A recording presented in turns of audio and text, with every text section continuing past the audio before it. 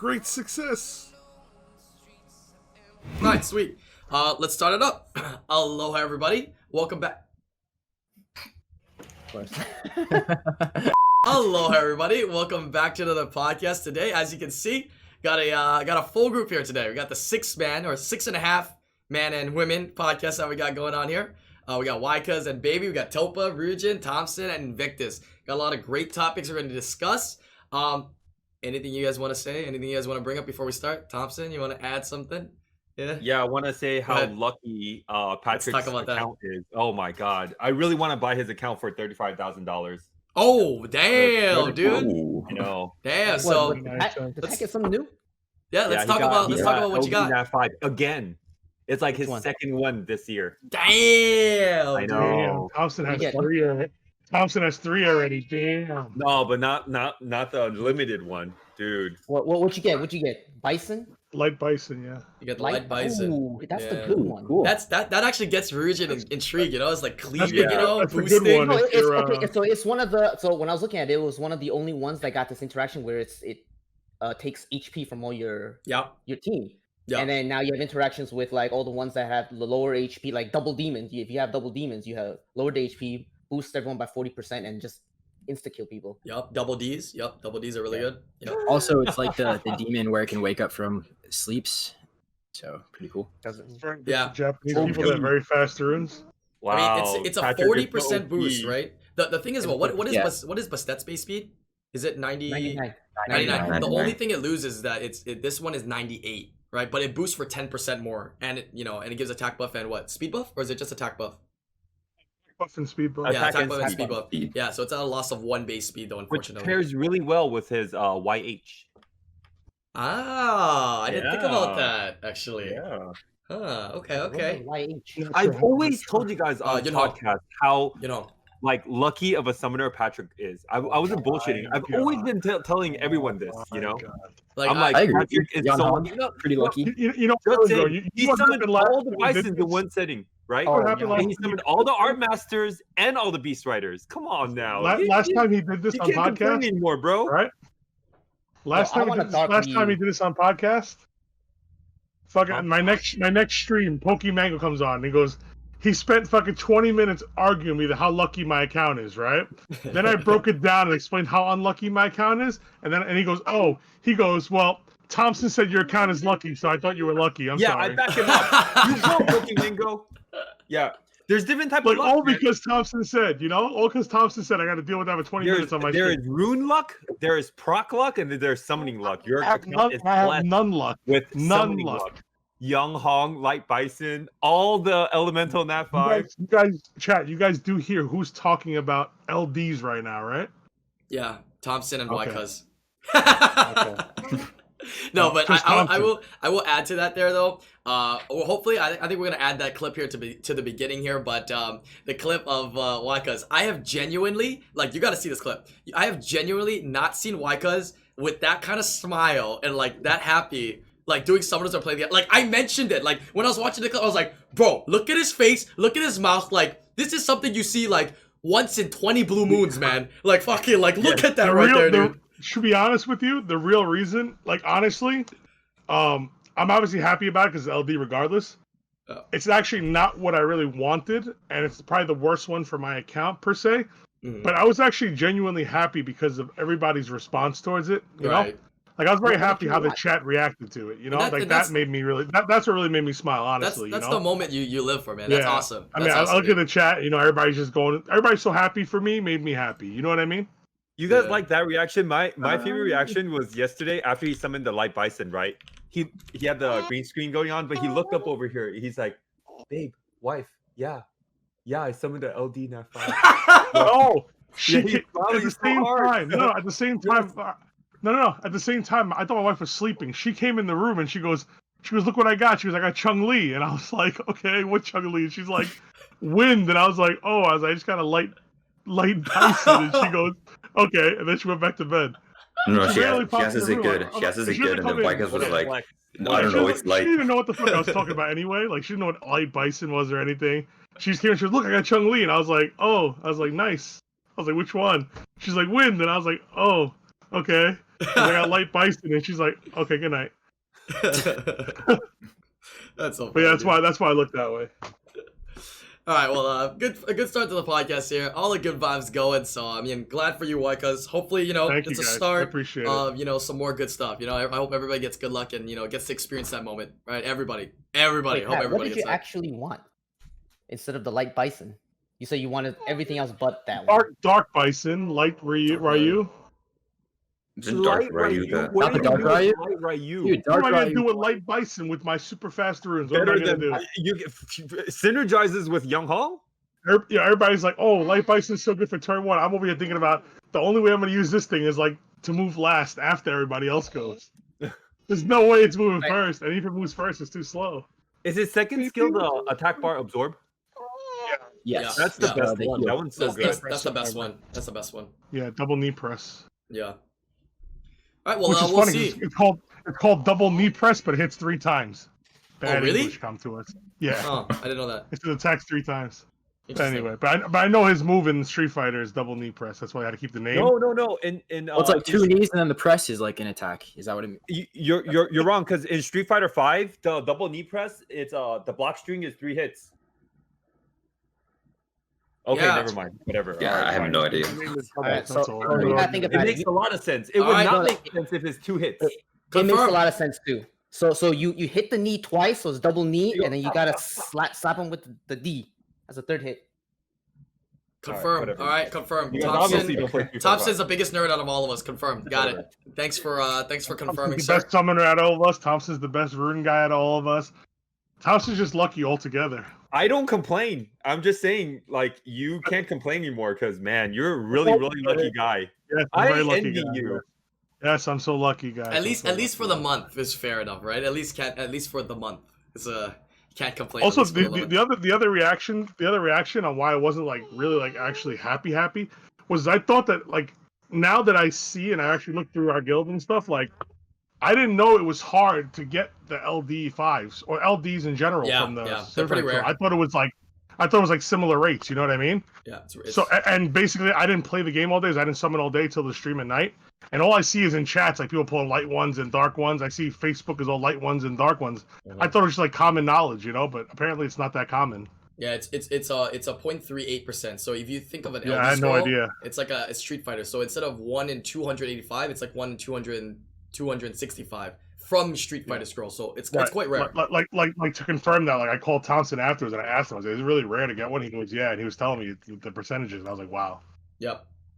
But there was So I a didn't lot know of it was LD Nat more 5s and rare, whatnot. Kelly, getting stop. summoned. Yeah, it's Stop. pretty crazy. Stop. It's not for you. All right, let's go ahead and start up the podcast here in terms of topic number 1. That was actually a very good topic number 0, I guess you can say. Yeah, I'm very happy for you, bro. We're definitely going to talk about more about the Street Fighter units in a little bit as well.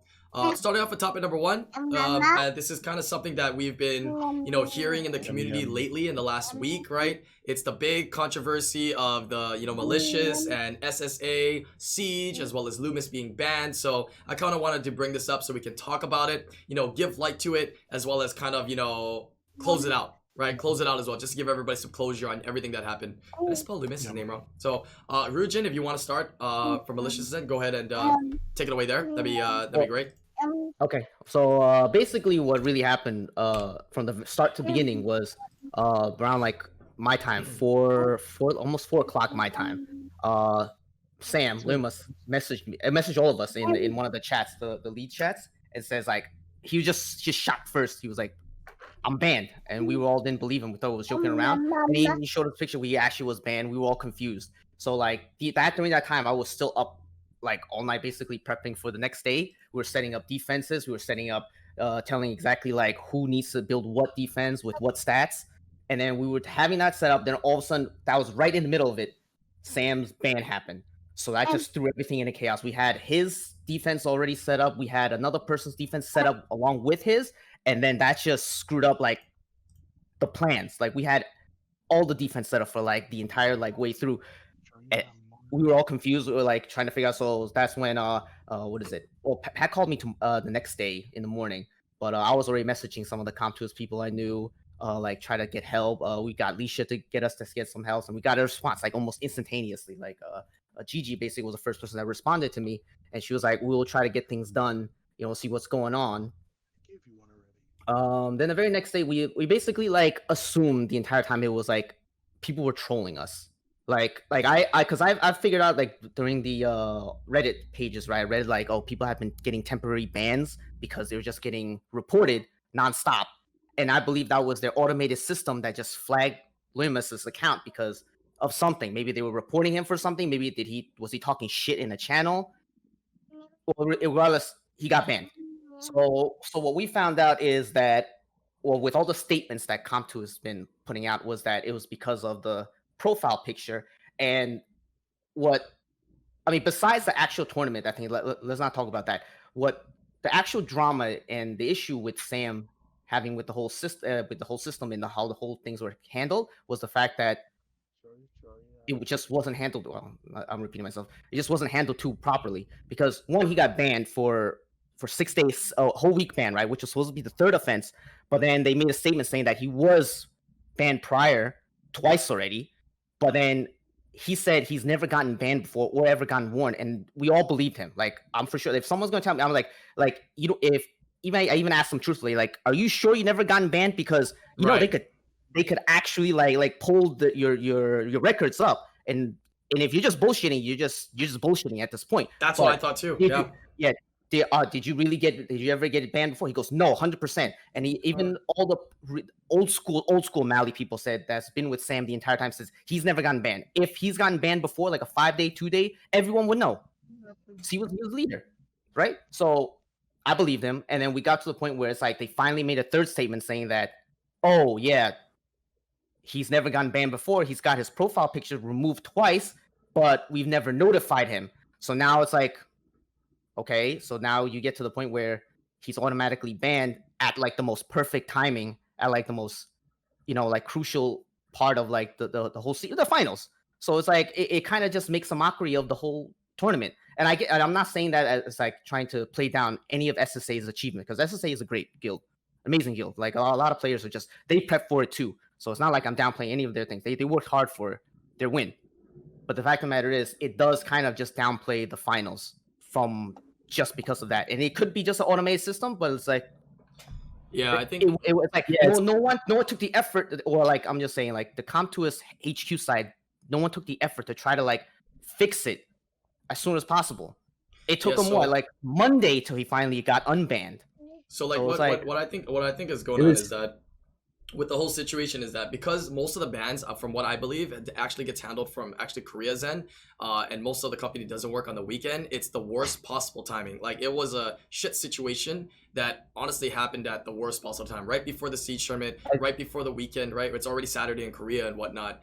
And it just messed up. And I believe Leumas as well. I believe Sam, right, that he's never been banned before. So, now comes to the, situation, right? Everything that you kind of brought up, we kind of already knew, right? We talked about it last week as well. Everybody kind of knows about this general situation. But what people don't know is that the statements from Comp2, I mean, it's pretty much confirmed on Leumas's end and from other people that, hey, he was not banned twice before. He was not warned twice before, right? And that second statement of them saying that they might have said. Yeah. Also, I want to jump in on one point too, Brian. It's the fact that like. Okay, hold on. Let's hold on. Okay, we'll let Andrew go first, and then you can go right after Pat. Go ahead, Andrew. Just just want to clarify. We're not talking about like re-examining like the results of the siege or talking about like whether or not he should or shouldn't have been banned for the profile picture. Like, that's all semantics. I like Tyler's explanation. It's besides the point. What we're talking about right here is how did they let this happen in a way where there was no management like on the siege? There was no management going on during the siege tournament. Like, how did that happen? First of all, how is it that his ban was made in a way where it basically skipped 2 levels? They gave him an incorrect notice. There's just all this mismanagement going on. If they're running a siege tournament, first of all, there should be somebody that's that's able to be behind like decision making and behind things like banning, unbanning accounts, being able to have that access to manage, being able to manage the people that are in that tourney to begin with. So I don't really buy the excuse that it was like on a weekend, it was the worst possible time. I think that actually contributes to our point, which is that they didn't have the processes in place to handle this correctly. And so this kind of mistake is going to keep happening in the future unless they take this really seriously and they, in the future, make sure that they handle these kinds of competitive events like seriously. And then there also is somebody that is a human behind like a ban, because Sam didn't get contact back from Com2uS until after the tourney is over. So I don't understand how that happens. So I want to just get that in out there before we continue. So yeah, I actually think that somebody. Oh yeah, go ahead, Wakas. I'm gonna let you go first. Go ahead, Wakas. Go ahead and contribute. Okay. Not going to be on the other side of the conversation because, as you guys both know, I like you guys, and I also did a lot in trying to get Sam restored. I reached out to a lot more people than you guys did. I even contacted direct contacts in Korea. The one thing I learned over the years, and I'll say it here, if they could hear it. First and foremost, Com2uS is very good at enjoying their weekends. Okay, Yeah, it is almost impossible to contact anybody on the weekend. Yeah, this I assure you. The reason why he got banned, didn't get restored till after the weekend, was probably because it was the weekend. Kelly, stop. So now, Sam, listen, I met Sam in California, and I think he's a great guy, and we kicked it off. You know, we're good friends, I think.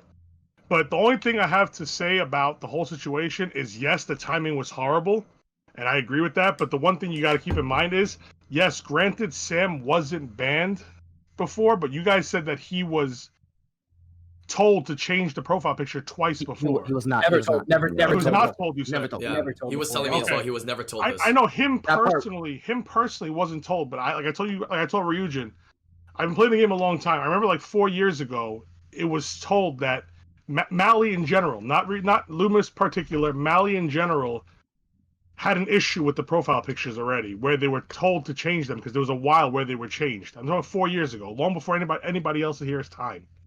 It was changed in the past. This is when the guild had Mav Nasty. Mevrid and Mav Nasty. They had that girl. I can't think of the girl's name. That was real popular in the community. She was like the first one with the Zaratu. I can't think of her name now, but it had a lot. This is like that kind of malicious all the way back in the day when they were like far beyond better than everybody else. Not even close, you know. But I think they were warned about the pictures he before. never got a personal statement towards him. So it Yeah, doesn't really matter what happened which I get, which I understand. Right, I understand. Yes, Jess, that's the name, Jess. Yes. Yes. Also, I want to make another statement before we go on with the stuff. One because people said in chat, no collusion was going on. I believe SSA 100% had nothing to do with this bullshit. I believe every single one of these guys would have enough integrity to not pull some stupid ass.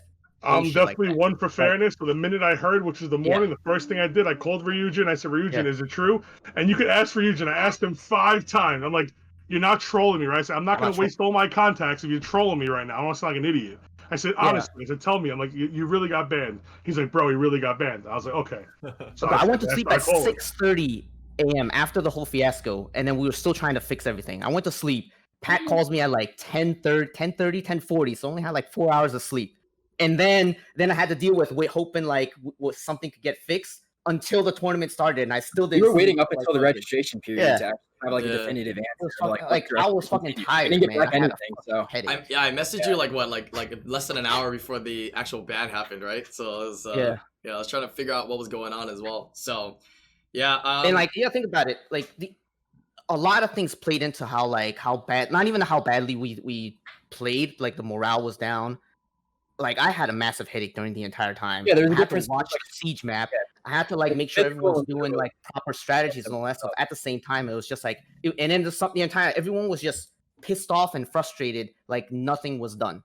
So I get if people want to talk about the results are always going to be the same, you can't say that because that's not a predictable thing. Just because how many sieges have we had with SSA during the previous season, right? We had 5 sieges, and they were all really close games. Yep. So it's not SSA is completely dominating versus versus Malicious, or Malicious is just dominating every single other guild. A lot of results changes a lot of things, but in the end, there's no collusion. SSA did amazing, and I'm never gonna play down their efforts. It just sucks. He's not saying that because of the. Go ahead, Andrew. Oh, sorry. No, just one more point is he's all this focus on talking about the results and the outcome. It's because you can't deny that it was different like the circumstances changed, our mentality changed. There was physical structure, like physical issues with not being able to build same defenses. That doesn't take away from the fact that, and we don't want to support any kind of comments that say like, oh, SSA was behind this, or these results are not legitimate, rematch. We're just upset because of the fact that like SSA got the win. It's done. Congrats to them. They prepared for it. But we're just upset that Com2uS took away the opportunity to have a fair match. And there were several points along the way where they could have made some sort of intervention to try and remedy the situation. Not to mention, I'm going to be like now going off of the completely objective part and being a little bit biased, is saying that why was this a ban in the first place?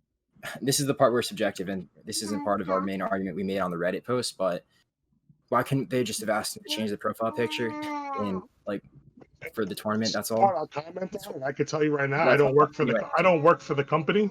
But what I can tell you is that it's an HQ decision, so they don't care who you are. They're not going to be like call you and say, "Hey, by the way, Leumas, if you can you change your profile picture before the tournament starts?" But they do that for RTA. They do that for department. They do that for RTA.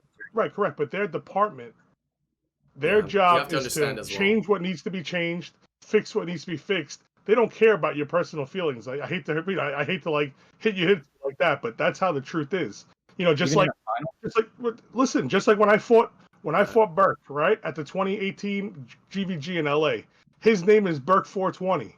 All of a sudden he gets on stage, his name is Burke ? Yeah, they didn't ban him. Right away. There's a difference between changing name and banning. Yeah, but there's like during that time, guys. But it's just like I said from the beginning, right? We all agree that it's just shitty timing. And because it happened at that time, for Com2uS in any of the branches, right? And we know the Korea is the main branch, to make any decision to unban somebody, right? Whenever it comes to like things that Com2uS does, right? There's different levels of priority. A ban is not an easy thing where like a company can go, okay, let's say like the US office goes, okay, we can, vouch for sure that, that is not, possible. They don't want to, even if they say that, Korea still has to take the initiative and priority to unban it. You know what I mean? And it's the weekend. You know what I'm saying? Like, and you're saying RTA people, get warned and whatnot. They get warned, but over a period of time, right? They don't. It doesn't happen like right at at that unfortunate timing. This siege thing was just super unfortunate timing, And if there's anything to take away, if anybody else out there is watching and you have a profile picture that is questionable, and you're like, I probably will never get banned, just don't even use it. Yeah, just don't even challenge Com2uS, because as you can see, right, maybe the system's fucked up, maybe it's kind of stupid, but don't even challenge it, right? And I always tell people from day one, right, anything you do in life, if there's a chance of it being wrong, if there's a chance you think in your head that it could be wrong, right, don't even do it. Right now, if you want to, shit can happen, right? But that's the shitty part. I love Sam, but shit can happen, man. Like, that's just the caveat off it too is the one thing that separates the RTA, why he didn't get banned and why the siege thing got banned. The siege thing is a big thing in the game, and it's a big thing for us. It's a big thing for you guys. You know what I'm saying? But it's not a production. They'll never halt their own and hurt their own production. RTA tournament is video cameraed. It's a production. They will never jeopardize production. They might ban you right after you're done, but they're not going to jeopardize their production. You know what I'm saying? Like, all of a sudden, Thompson changes his name before SWC to fuck my ass. You know what I'm saying? Like, they'll just blank it out. They're going to say, Thompson, you're banned before the tournament. They'll just change it back to Thompson and then be like, what the fuck are you trying to do? You know what I mean? See, I didn't mean to get this conversation on the small details. I think I just wanted to vocalize my opinion that I still don't defend them in that situation, and it's happened in the past. They've been really inconsistent because there's been finals in RTA where somebody's had an inappropriate profile picture and they changed the profile picture. They didn't ban the person. All they did was change the picture back. But I don't want to get too stuck on this because, like, I don't want to get too stuck on this because I mean, we can talk about it. And the post that we made is all about the bigger picture. The fact that they left up incorrect notices. Yeah, I don't like that. I don't like that. So that's what I'd like to go back to. So that's all. I agree with that stuff for sure. But one more thing real quick, Thompson. One more thing real quick about the whole production thing and why they won't jeopardize the production. I'll tell you right now. When we were in SWC 2018 Korea, GVG, we were about to go on stage, me, Thompson, and Hua, and they grabbed us and they made Thompson and Hua run to the locker room to grab a jacket and made them wear a jacket under the jersey because they have tattoos. You know what I mean? Like, they'll just try and alleviate it quick because they can't mess up their production. Okay, that's what I always tell you. They'll always get the production done right because that's the most important thing. And even though this, but I'm not saying what they did is right or wrong. I'm not justifying what they did. I'm just explaining to you where they're coming from my experiences. Yeah, that's all.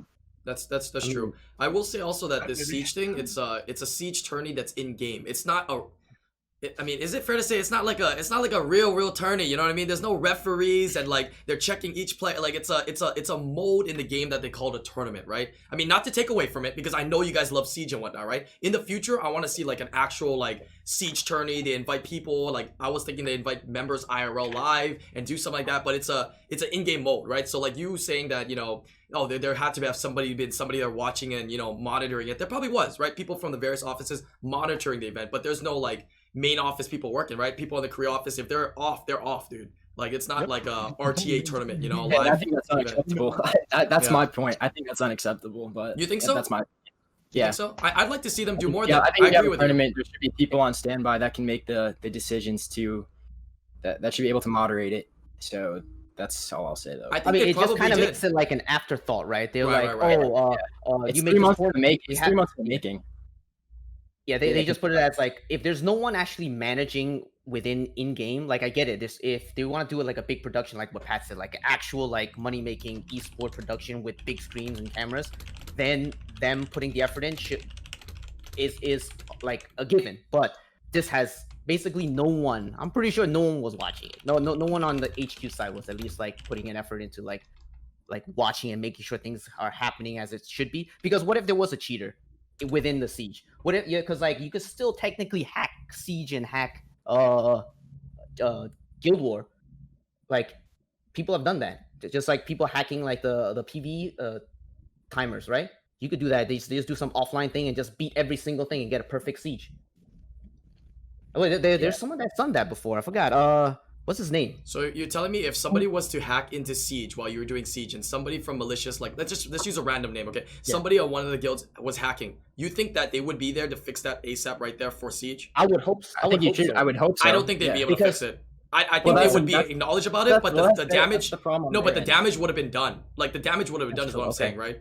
The damage would have been done. Like you can't really fix within the game. Like right there, right? It's not like a RTA standby live tournament. That's what I'm trying to say. It's not to be devil's advocate or anything, you know. But we're also everybody's also downplaying the fact that, you know, there's still some fault from your guys' end. You understand this, right? Like you guys had a semi-lucrative, semi-explicit photo in the middle of a siege screen, in the middle of a game that's played by children and women and stuff like that. Like, I'm not saying let's talk about the statues that they zoom in on during SWC. We'll talk about everything. We'll take it step by step. I'm going to talk about whatever I want to talk about. First of all, that's the first thing that's going to happen here today.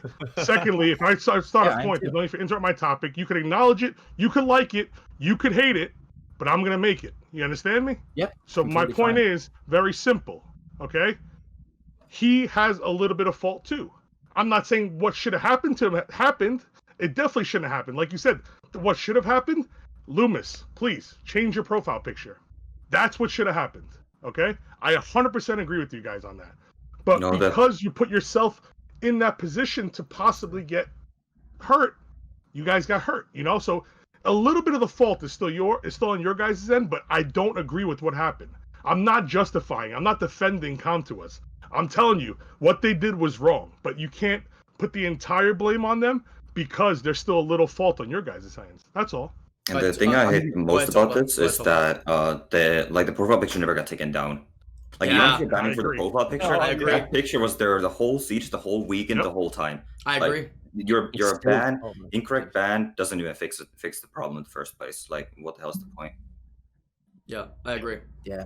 All right, so let's go back. Handled poorly, regardless. It's handled poorly. I will never justify that. Yeah. It was handled poorly. That's it. I think we all come to agreement that the situation, everything was fucked up, happened at the worst time. Let's move on to the ending part of, you know, what Invictus is saying, and from the Reddit post that I also read on, you know, sure. I think Malicious really wants the end result is, you know, not justification for anything else, but just for future things to be better, right? I think that's the best thing that we can do is to ask for, you know, what can be done in the future, and so everybody can learn from it. The community and I'll clarify, I'll clarify just to remind like what we specifically said our issues were. We specifically said that our issues were the fact that like Leumas has never been banned before, and the fact that they put out several in-game notices that were incorrect. Two. Yeah, the first two, and then the third one they try to correct it. But go ahead. Yeah. And then the fact that they shifted the blame in this situation to Leumas, we're not talking about like whether or not the profile picture was something that should have been bannable or the outcome. All we want is just the fact that we want an apology. Like, we don't want issues like this to be swept under the rug in the future. So that way issues in the future on this kind of topic don't occur because there's no proper management or systems in place and TOS is enforced. So we think that that's just to have like a formal apology to Mali, SSA, and the Summoners War community, because they look forward to seeing a tournament in its best form. I'm paraphrasing from this Reddit post that we made, but acknowledging the impact that it had on the tournament. Also clearing up rumors regarding the guild lead Sam, just because he didn't intentionally disregard warnings like they said, resulting in his ban. So it's a bit of slander, and we just feel like that part to be planned out. And then also just better communication in future with future tournament participants, so we can avoid this happening and avoid having results skewed like on a big stage in a final, and consistent enforcement TOS, because there's still a lot of inconsistencies, and that's kind of like the big takeaway for us. Yeah, I think that if because who Leumas is as well, he's been a long-time player. I'd like to say he's a very, very large impact in the community, you know what I mean? And for them to, like you're saying, slandering the name and saying that, hey, he disregarded CompTOS's warnings to change the profile picture. I mean, I've met Leumas a couple times. I like to say I don't think he'd do that, you know what I mean? If they told him specifically, hey, change it, he would change it. I don't think he'd have no problem with changing it. But telling the community that and getting that Hawaii, bro. There's no angry people in Hawaii. Let me finish off here, but like honestly, like being able to make that clear that it wasn't him, and not telling the entirety of the community, everybody, because there's people out there that are gonna believe that, hey, that guy got warned 3 times, so he should have, that whatever happened to him he had it coming, right? So I'd like them to clear that up a little bit as well. And I'd also wonder why that was even one of the reasons, right? Saying that was his 3rd offense and whatnot. Like, I feel like somebody at CompTOS got fired, man. I feel like somebody at CompTOS like fucked up. Like someone in the band department like fucked up or something. Some other people were saying something about like his name Leumas. They thought it was like Loom ass or something like that. And then you got that profile picture and you got the word ass in the name, right? So maybe that's why somebody thought it was bannable and they banned it, right? All this speculation and stuff. So I would like them to just clear everything up, right? Clear everything up would be really, really nice. Yeah. Leumas is basically just Samuel backwards. That's literally the username. Literally, Leumas is Samuel backwards. So hopefully they come out with a statement and they give more information on it. I don't know. They might just honestly sweep it under the rug, but I hope they do listen and hear this. And even if they're going to sweep it under the rug, right? They know for the future stuff, right? Their future siege, the future tournaments, and future circumstances or situations that are very similar. Yeah. We don't want them to sweep it on the rug. We want some accountability. That's all. The thing is, it'd be unfortunate if that's the decision that they make, but they make their own decisions. I guess. If you're looking for an apology or something like that, you might get one from the people that didn't do it to you. But I highly doubt you're gonna get anything from HQ. You know what I mean? Sad, but I hope I think that global people would do their best to help alleviate the situation. But HQ, I don't think they just openly communicate with that's what the point of the global department is, to take care of global issues. You know what I mean? I don't think that they're gonna to them, I guess, worry about small things. You know what I mean? That's my personal opinion. I have no idea, but I respect your opinion. That's my best guess. Yeah. I mean, at the end of the day, it is a smaller thing. Technically, I don't want to play it down. For us, it's a big thing. Right. For me, it's a big thing. But in the general population of the entirety of the game and everything they have going on with the collabs and everything that they're doing, it's a smaller thing, right? I mean, we have to understand that. So there's also they're gonna have a siege tournament every 3 months. Is it? Yeah. This is the first one. So I think apology or non apology, you'll see what happens next siege tournament when maybe there will be no bans or whatever. They might not say apologies, but actions speak louder than words. And they may monitor. You guys made a lot of noise, right? We all made a lot of noise.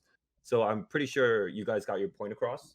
And even though if they don't make apologies, I think what's best is if you guys try to get Legend next season, prove everybody wrong. I'm 100% right there, because like I said, I made a lot of noise. You know what I mean?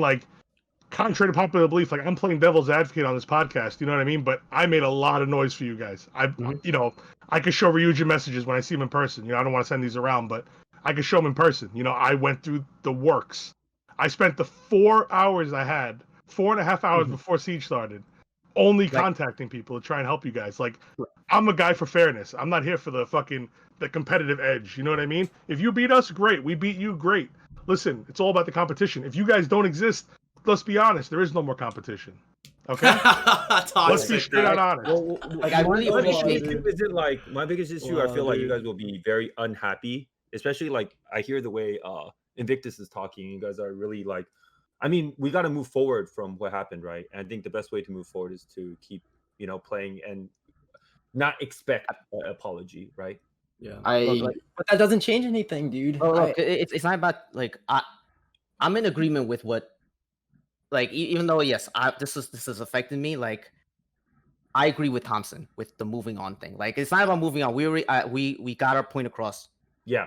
That's my biggest thing, and I appreciate Pat, like, especially Pat, like, he called me right away in the morning, like, he was the one person that called me, and I also want to like put another thank you to like CompToUs USA, who actually put a lot of effort in like replying to us really fast, because like I know I've spoken to Pat about this and spoken to a lot of other people. It's just I know they have like almost zero say when it comes to HQ, and they try their best and they try to do a lot for us.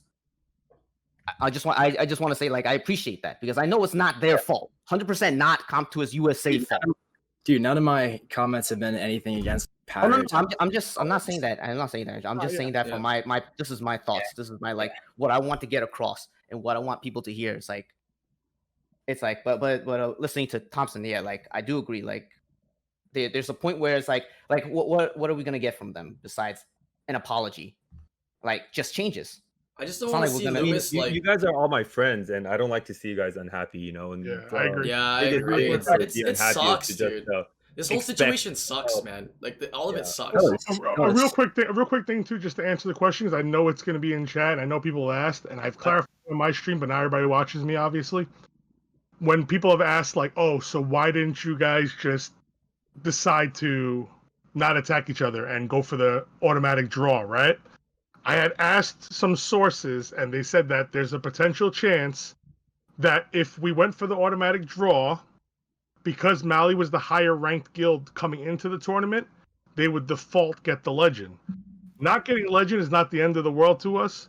The point is that it's not fair for my guys that are serious about Siege to not be able to compete and take a chance on getting stripped of a potential chance to get the title, if you want to call it that. You know what I mean? So that part is, we had to attack for that reason. And that's why we didn't do the draw thing like we brought. And we also just love playing the game. But back to like playing the game, and an example of it, it's like, me and Patrick and also IslandGrown, you guys also know, like, a lot of times our wives are always wrong. But then if you ever have to, what the fuck are you saying, dude? What? If you ever have to expect an apology from your wife, it's never going to happen. You just got to move on ahead and then hope action speaks louder than words, Oh man, I stick with it. I've been with my wife. About, man? It's funny you said that.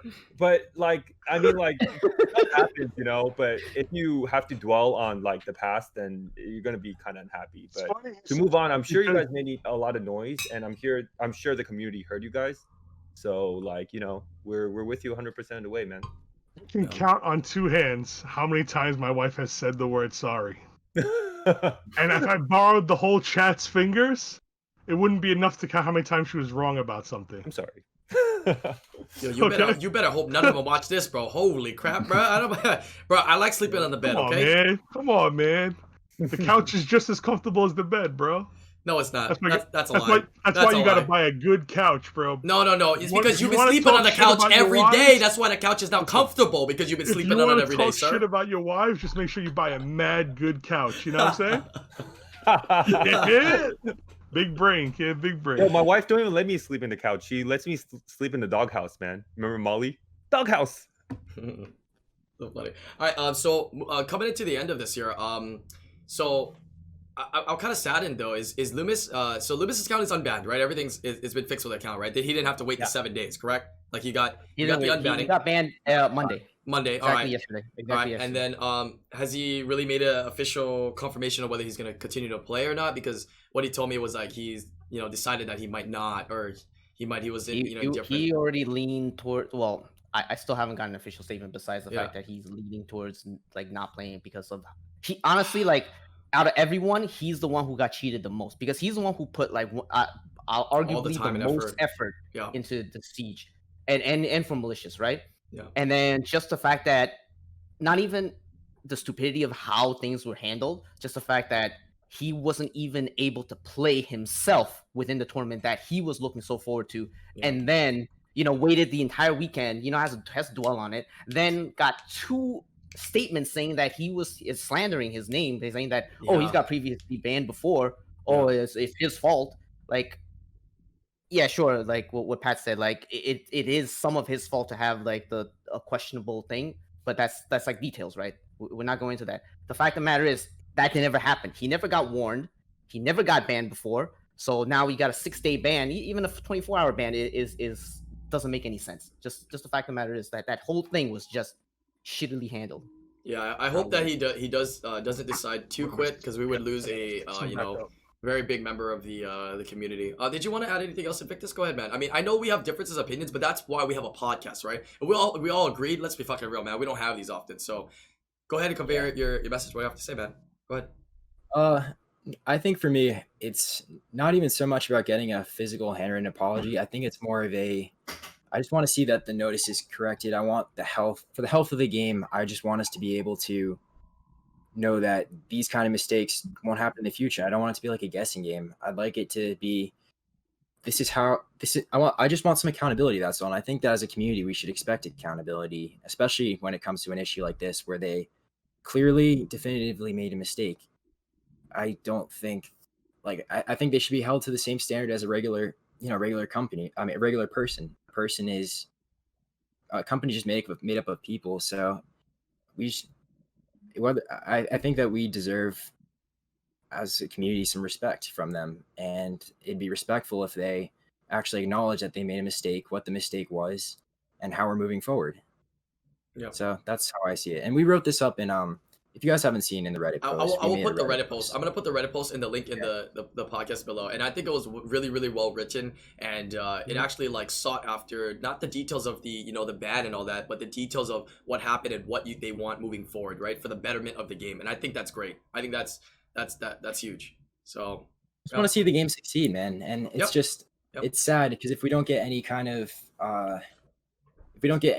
of reason or assurance that this mistake won't happen again, then all kind of future preparations and other competitive events, it just causes us to be skeptical of them, and skeptical whether there's going to be another big issue, so what that next big issue is.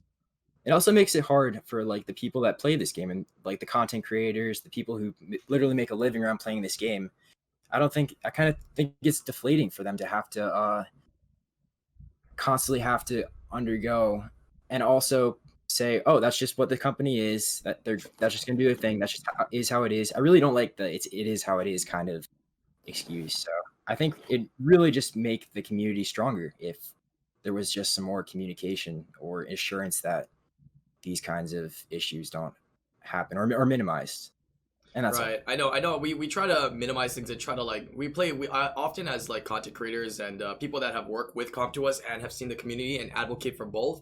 I could say from my opinion that it really depends on the circumstance and the situation, but really understanding CompToUs' end, understanding how things in real life actually work, realistic things to expect from IRL, right, from companies and whatnot, is just something good to put into people's minds, because oftentimes the community doesn't get that, you know what I mean? They don't get it's a company, they don't get it's there's a system and whatnot as well. So just laying that down, and then also laying down what is not right and what we want to see in the future and expected from this company is what we always do as well, right? So I think as for accountability and you feeling that you deserve or the community deserves apology, I do know that as for accountability goes, CompToUs should have the accountability to be trusted on, because every time during the first tournament or the first RTA or the first siege tournament, it's never going to be perfect, And I know the second time, the third time, or the fourth time, it always gets better and better.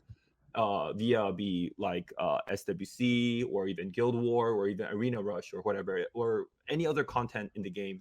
The first time is always going to be there's always going to be problems the first time, and you just have to wait. And I know their actions will speak louder than words, and I'm sure next time when you guys try to fight for that Siege Legend, it'll be on a fair ground, if that's what you're trying to say. I'm just saying real people got hurt here, and you have to make that I know what you're saying for sure. Like things in the past have gone better sometimes, but I don't think you let them just get swept under the rug. That's all. Especially like if your issue here is their accountability, I do feel like they do improve every year. But if they're not actually making there's a difference between like making a physical statement and being able to actually swallow the pride a little bit and say it's a big thing to be able to say you're sorry, we made a mistake, and own it. Yeah, it doesn't seem like you care about making the game better. You just care about them making you feel better. That's not it at all. Because they do have the accountability that every season they make the tournaments better and better. That they have the accountability for that. I think I'm gonna have to agree to disagree here. Okay, sure. No, I don't agree. Okay. Yeah. I'd like to say that for CompTOS at least, because I just like it's their first Siege tournament, right? Yeah, I mean the thing is the thing though, Thompson, that I'm like in the middle between you guys, because the thing is it is the first Siege tournament, but things like this shouldn't happen, right? Invictus, like what Invictus is saying, but for Invictus, this situation here is a really big outlier. Like this is a one in a billion like kind of situation. You know what I mean? I think any kind of other situation. That's what I was saying earlier, that you don't have to dwell on the outlier or dwell on the past tournament that just happened. There in 3 months, like in a mere span of the universe, like 3 months is very short time. In 3 months, turn around, you're going to be Siege Legend again. I really hope to see the next Siege tournament, right? I hope Leumas doesn't quit. I hope you guys put a great effort, and I really want to see a insane SSA versus Malicious. Like, I think that would be the best. I think that is what people want to see. That's the comeback. That's the comeback battle of Siege this coming season, right? It does suck all the time and effort you put in, but now technically with the new season, with all the knowledge that you've learned, you can. I hope Malicious and SSA finds that edge upon each other and like having a more insane Siege coming up in the next one. Like, honestly. Yeah, honestly. I like what Brian said, is because it's more about like moving forward, Yeah. Okay. Great topic. I'm glad we're able to bring it up because, like I said, I think people in the community should hear about this, and people should know about the situation. People should know the truth. People should know, what happened and our thoughts on it, right? Leave your comments below on what you guys think. This is going to be, one of those topics that are very controversial. Going to be very black white on, this. But end of the day, I hope things get improved and things will move forward and will be even better in the future. Yeah. So. Thank you guys for your opinions on this particular topic. Gonna go to move on to topic number 2 here. Topic number 2. All right. Yeah, now we're talking about a little bit with Wycuz here with Street Fighter units, right? Street Fighter units and huge update to the game. They've been doing they've added a lot of things to the game, right? Steel Fortress got nerfed, new units got buffed, right? End of season rewards with the new auras, like a bunch of things got changed, right? What's your thoughts? Have you summoned any Street Fighter units? What's your thoughts on these skills? What's busted? What's not? What do you want? Thoughts on everything you have to do with this update. Go ahead. We'll start off with Topa. Go ahead, Topa. Let you start off with some of your thoughts here. Well, I mean, I think it's a good update. Obviously, first collaboration is pretty hyped too. The nerf to Steel Fortress, the buffs to units. I know a lot of people were having issues with that, or just like the mechanic of that dungeon, I guess. So that's nice. I personally don't have any of the Street Fighter units, nor am I. I'm kind of young, so never played Street Fighter. So there's not like that nostalgia for me. So I guess that's why I'm not as excited about this update as probably everyone else. So yeah, I'll let like Thompson and Pat talk about their new units, because I see guild chats is like Thompson 6-star, M Bison, Ryu. Like this match probably has all. Oh, that's Patrick, man, not Thompson, dude. You never played Street Fighter? We gotta talk to Topa Dad, bro. Topa's too young, bro. We need Topa Dad in here. Trade him. We need to make a trade. But you've heard of it though, right? You've heard of it, Street Fighter, right? I've heard of it, yeah, of course. Okay, so it's not as nostalgic to you, but you probably seen some characters and you kind of know about it, right? But you never really. Everyone knows the Hadouken, right? Right. So there's a lot of nostalgia behind a game like this, from being a kid, fucking stealing quarters from the register at my dad's work to walking to the laundromat and playing. You know what I mean? Like, it's literally the first arcade game I played. There used to be a restaurant we used to go to when I was a kid, and it was the first arcade game I ever played. In the arcade, like obviously I played console games before that, but like the first arcade game I played was Street Fighter when there was only 6 characters, and that's the first Street Fighter I played. Yeah, so there's a lot of nostalgia for sure. Yes, all the models are based off the new ones though, the newer games like Street Fighter 5, true. Street Fighter 4, not so much the base Street Fighters. Yeah, but it still brings back the feels. You know what I mean? But they actually did use the original like characters though, like M Bison. Oh, speaking of which, M Bison was actually never called M Bison. He was actually called Vega. There we go. Some of the Zoomers don't know that. Topo's like, yeah, I know that. I'm like, what? So there's a black boxer called he's called Balrog, right? And they renamed him. He was actually named M Bison, and then it was a spin-off to Mike Tyson. And that's why they're making fun of it. But then when they transferred the game to the Americas, they sparked a controversy, so they had to change Vega, which was M Bison, to M Bison, and Vega to the claw guy. I forgot he was named Balrog, and then Balrog to M Bison. Balrog to the boxer. Balrog, yes. Cool. Yeah. So everybody's got a little bit of nostalgia with these units, right? Have you managed to get any of them? And which ones do you think are OP and good? Let's hear about it. Besides the LD ones, I got the Wind M Bison. I don't know if he's that good. He looks like a shittier Ganymede. You know what he looks like to me? M Bison, the Wind one, looks like Chun Peng's best friend in Storage. Aren't they the same? Yeah, he has the same S3. I mean, it's like same-ish, right? Attack bar to 0, right? Like he's better in that sense, but he still does. But he's subjected to glancing, so you can't reduce the attack bar on fire if he glances. Right. His base speed sucks. Yeah. All he needs is Ganymede's base speed. He'll be so good. Yeah, what are you gonna say? You sure though? He's still gonna subjected to glancing. I'm sure. All he needs is Ganymede's base speed, and he'll be so good.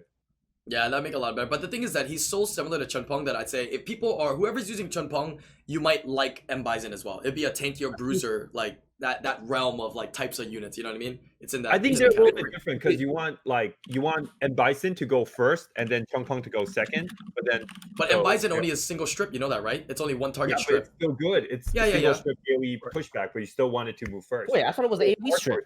No, single target strip AOE reduction. So it's very good when you have a Chiwu like Waikaz that always misses units.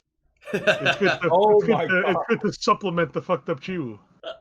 Very good. Oh my god, he sucks. I thought he was an AOE stripper. Oh my god, I thought. Oh my god, I was like, he's AOE push, but single target strip. Yeah, single target strip. So he's like and subjected to glancing, and subjected to resistance. He sucks. Told you, Chun Peng's best friend. It's gonna happen. 100%. If you don't ruin him, like you can't use subject to glancing and subject to resist as an explanation. Then I mean, Chiwu sucks too. Then, right? Why is Ganymede good? He's not subjected to resistance. Right, but so you tell me, so Chiwu's not good? You tell me that Chiwu's not good. I think Chiwu's good because of his base speed and speed lead. That's not what makes him good because he's subjected to it. That's what I'm saying. You can't use the glancing as a reason that he's not good. But we're looking at all the bad stats about him. He's really slow. He's a one target strip. His AOE reduction, like his ATB reduction, is not like Ganymede where it doesn't need to attack people. It just happens. So it goes through glancing. It doesn't, and technically not resistance, but it doesn't. What if you pair him with like I could see him being used in like siege. Like a siege defense, like a defense unit. That's what I'm thinking as well. You can use him right now. Yeah, you can't RT him. I'm just saying, like the argument of Chiwu is like he's subjected to the same thing with glancing, with glancing and resistance, right? But he's got a speed lead that you could pick and basically guarantees first turn, and he has a decent. What's his base speed? Ganny? Like 101? No. 113. Like 103. Chiwu 103. Yeah, Chiwu 103. Yeah. So it's like I mean that's significantly better than 98. Yeah. Oh. Yeah. But hey, congrats on Win Bison. Anybody else get any other units? Of all the people, I should get a Ryu for having my name, but I didn't get shit. I think if you do enough summons, you'll get one. Like if you do enough SP summons, you'll probably get one because the SP rate boost, right? I do think though. I do think that Wind Bison is better than Chun Peng though. Like there's more uses for Wind Bison. Because I agree. All the Bison's first skill is actually really good. Like I know it sounds like stupid, but like one turn provoke, it's pretty awesome, man. Yeah, it's a pretty controlling stat. That's true. And they're tanky it's too, better right? than Chun Peng is squishy. This one is pushback, tanky. Attack bar pushback. Right, this one tanky though. I already bought all the Street Fighter packs. Yeah, that means you didn't spend enough. Did you buy the rest of the packs besides the Street Fighter what one? what are the rest of the packs?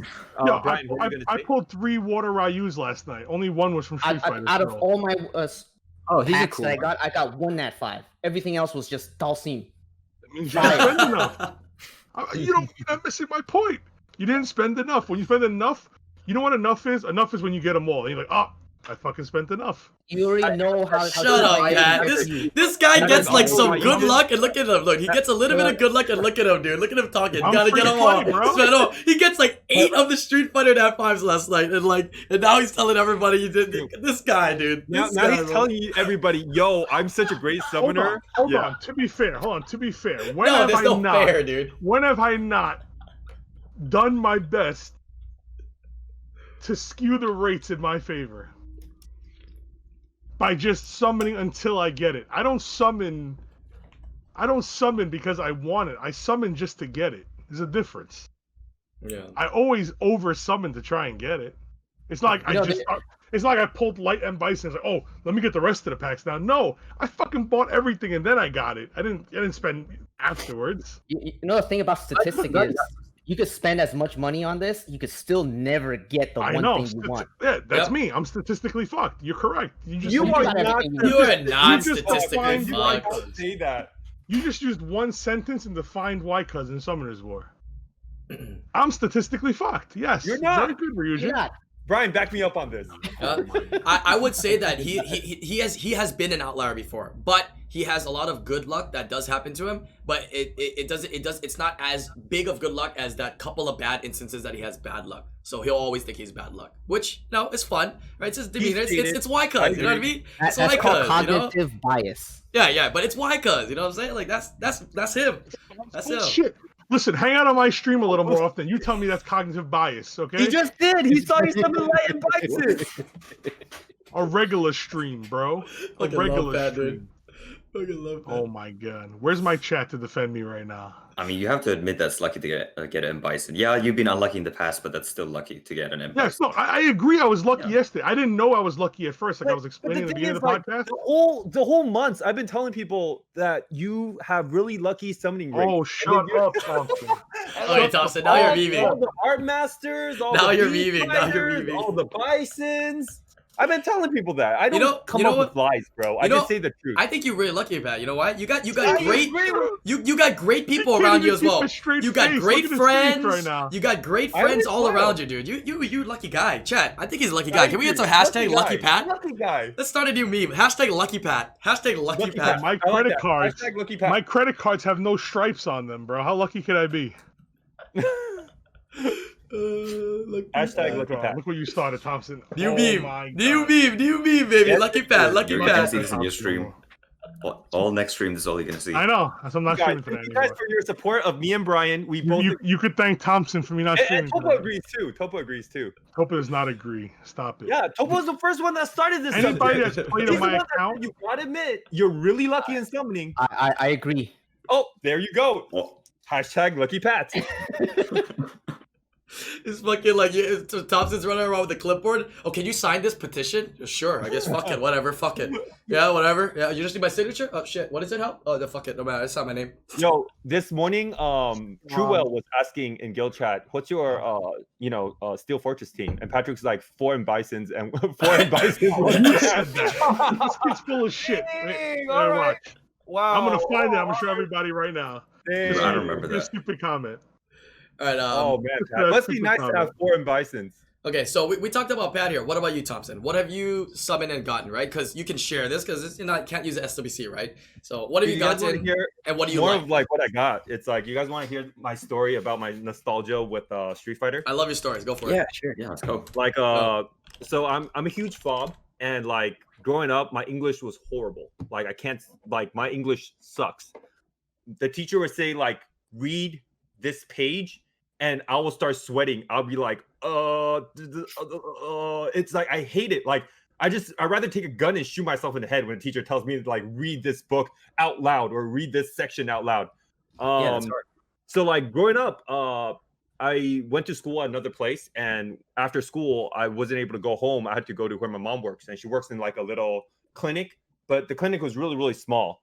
So there's nothing to do. I'm like a kid and I love to play and I like to go out, but then I'm like pretty much in a prison, like locked in a prison.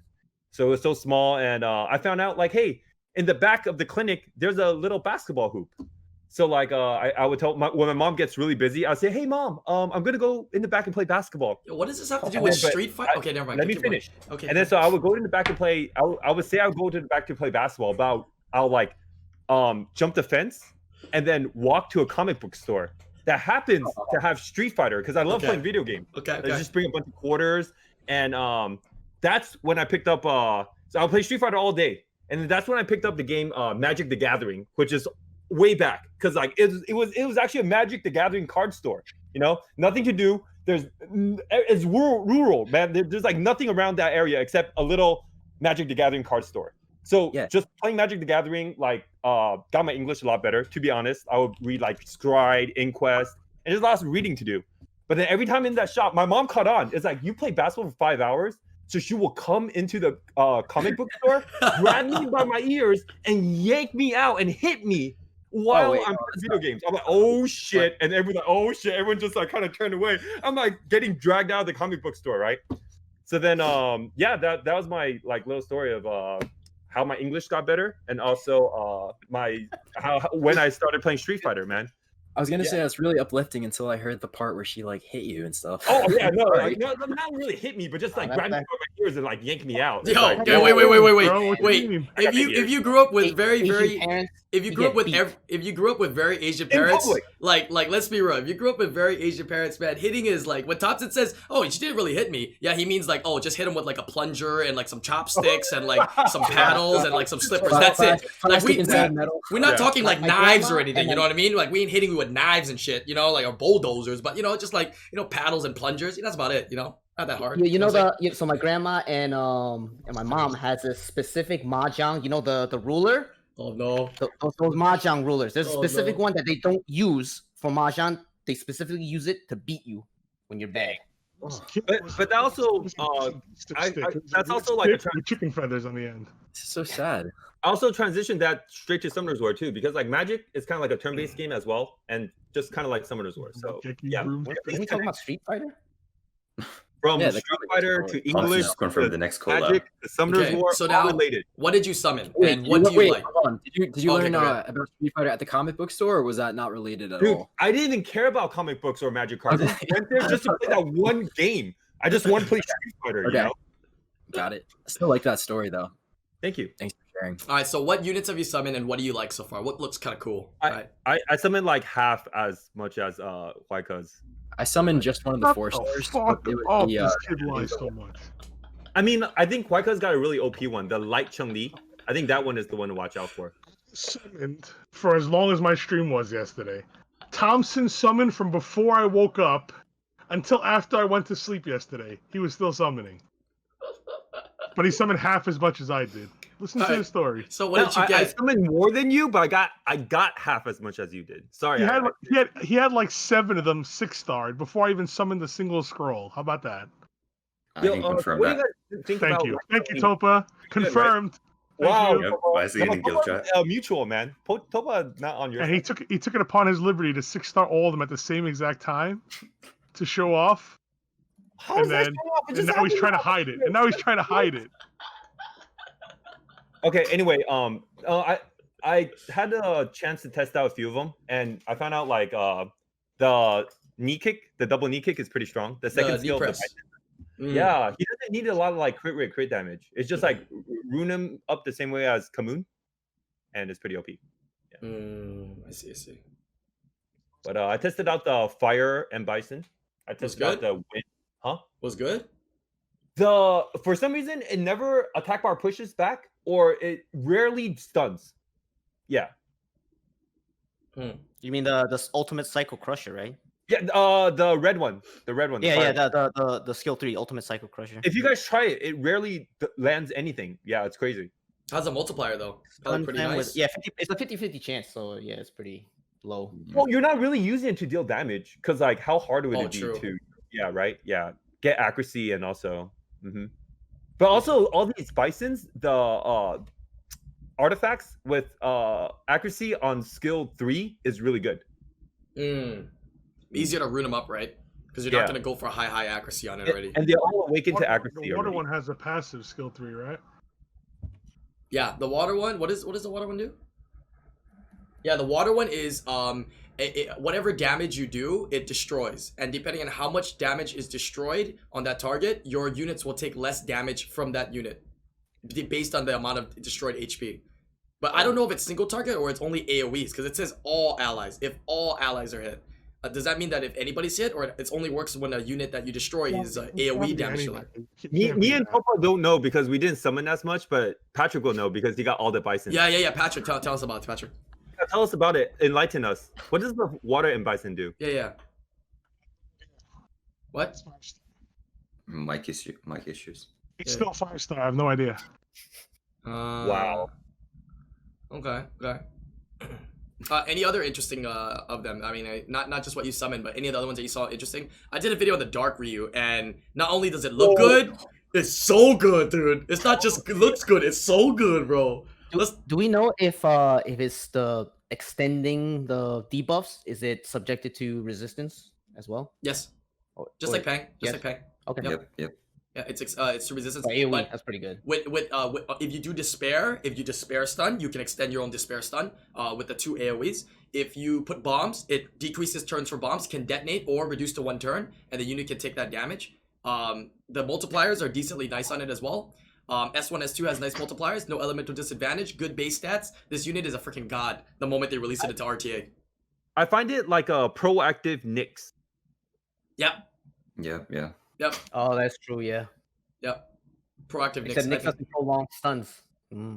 True. Yeah, for certain abilities too, which is pretty broken. I'm looking forward to the Water Ryu because I don't have a Chiwu myself, so it's kind of like the same thing. Has a 24 lead, AoE strip, but it's also just as consistent as the unhung skill too. So I don't know how consistent that is. Water, the one that is like Garo's skill. It's like, not. Yeah, the Water Ryu. The skill 2 is a 50% strip, 3 hits, and then absorb. The passive is like once it gets hit, it takes a turn instantly. Yeah, but he can still die though, like because he's not like Garo, where it's like his wait for his HP. His initial whatever initial hit is negated the damage, and then you could Fran auto him and proc his passive, and then somebody just blow him up like Daphnis or something like that, for example. We can ask Patrick what does the Water Ryu does, because he has 3 of them. Dude, I was so jealous. I saw that.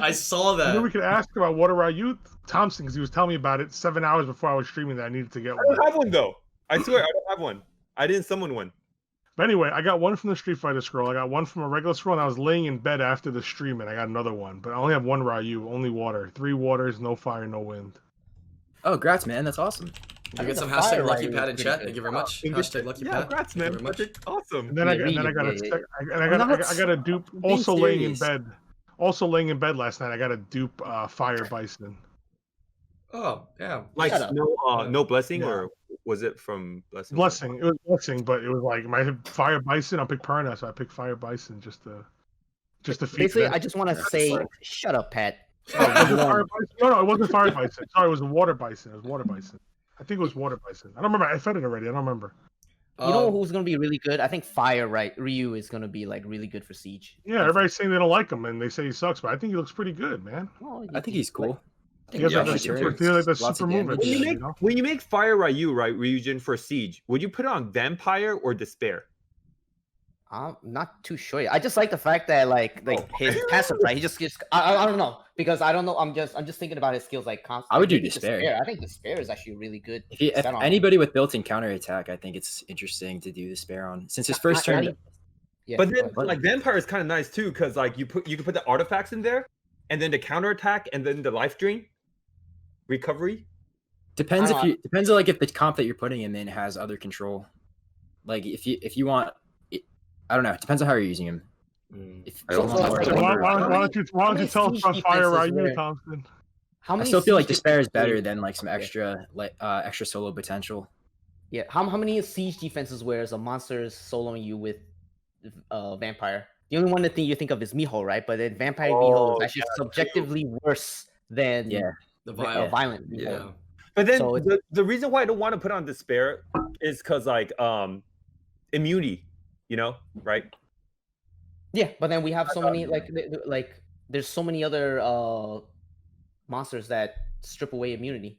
So But you then, got like us being Artemil users, like Artemil strips and stun. Yep. You know, right? But then, still, But you're probably not taking him in a what are situation you laughing where at, Topa? Spill the beans. What? you're probably not taking him in a situation where there's a lot of immunity anyway, though. Because I look at him like he's a pick like a Masha, right? Where you're taking like a fire bruiser to take advantage that has some sort of mechanic in it, like in Masha's case, the defense break. But this guy, he's got debuffs, so you're already making use of the fact that their weakness is they didn't bring immunity. So it's true. Have you or you did, Invictus? but either way, he's like the same kind of usage as like a Masha. Have you summoned any Invictus? I'm curious. Did you try to get any yet, or have you Oh no, I'm not. All I have is the water 4-star Chun Li. So I'm yeah, not gonna summon she's for not them. bad either. Yeah, it's not bad for dungeons. I think right? she's cool. I think she's Stella, cool. right? She's a like Mina was an okay Daphnis killer, but then people started making like Daphnis really tanky and super thick on defense. She just is a straight up Daphnis killer. So Isn't her base speed lower though? Like 105? I mean, at the same time, I mean, that's like a rune quality thing, but I think that she's cool. You could still build her Swift. Like that extra base speed on Mina is kind of unnecessary at a certain point. Right. What are your thoughts on the Light and Dark Chun Li? Do you know about them too much, Topa, or anybody else? Oh, Patrick I knows about the light. The light one's good. I hear the light one's good because basically every skill technically hits twice because it's just 200% the damage if you're faster, right? And it has 120 base speed also. So if you're not faster, then I don't know what's going on. 120 base speed is freaking nuts. That's an insane cleave unit. Yeah, I have tried it. Oh, okay, fine. I'll spill the beans. But that could be an arena unit too. I have tried it with Nephthys, and it deals so much damage. Wow. I watched a Facebook. I'm glad that you're able to have fun with the unit, Thompson. Yeah, with Nephthys. Yeah. Yeah.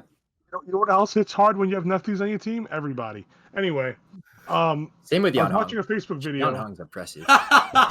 Yun Hong is not as impressive as Nephthys. Oh, she is so impressive. All right, here we go. Anyway, I'm a happy Facebook for you video. got one. Somebody posted like a light Chun Li, and it was like you happy, bro. like terribly, but like it did so much damage. Like it was ruined like plus 90 speed, plus 1000 attack, and it just fucking did mad damage on the video. So I don't know if he was hitting. I don't know if he was hitting a naked team, but it was hitting hard. How about the dark one? I heard that's like a cleave counter now or something like that, or yeah, that's the cleave counter, man. Yeah, the dark. So yesterday morning, what does it do? Yesterday morning, I called Thompson while he was in the midst of his summoning. After he pulled a couple of those Ryus and stuff already, and I said, Thompson, what is the ones I need to get? And he's like, I think you got to get Wind Bison, you got to get Water Ryu, and you got to get Dark Chun Li. That's what he told me. Does it go up to 100% activation rate after skill ups on the S3? For what? Dark Chun Li? For the strip. Yeah. Yeah, for the strip. Yeah, it's 20%. It's adds another 20%. Wait, why is she a counter to cleave? What does she do besides strip? She's an AoE strip attack breaking glance, yeah. But I also thought she had 120 base speed. Yeah. Well, how does that counter cleave? Yeah. And then you give them attack buff slow cleave. It counters slow cleave.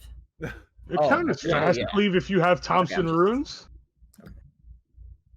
Hello. When I think of cleave, I think of speed cleave. So yeah, that counters speed cleave if you have fast enough runes. No. I mean, anything counters speed cleave if you have fast enough runes. I mean, the fact that it doesn't. Yeah, I mean, attack breaking glancing is huge. No, I thought she had 120 base speed, like the light one. Yeah, that's the light one, right? So I thought, like, oh my god, the dark one's OP, 120 base speed, but it didn't have 120 base speed. The dark one has 120 base speed. I mean, 105 is still really good. And I was like, 105 is still not bad. really good Yeah, for AoE stripper.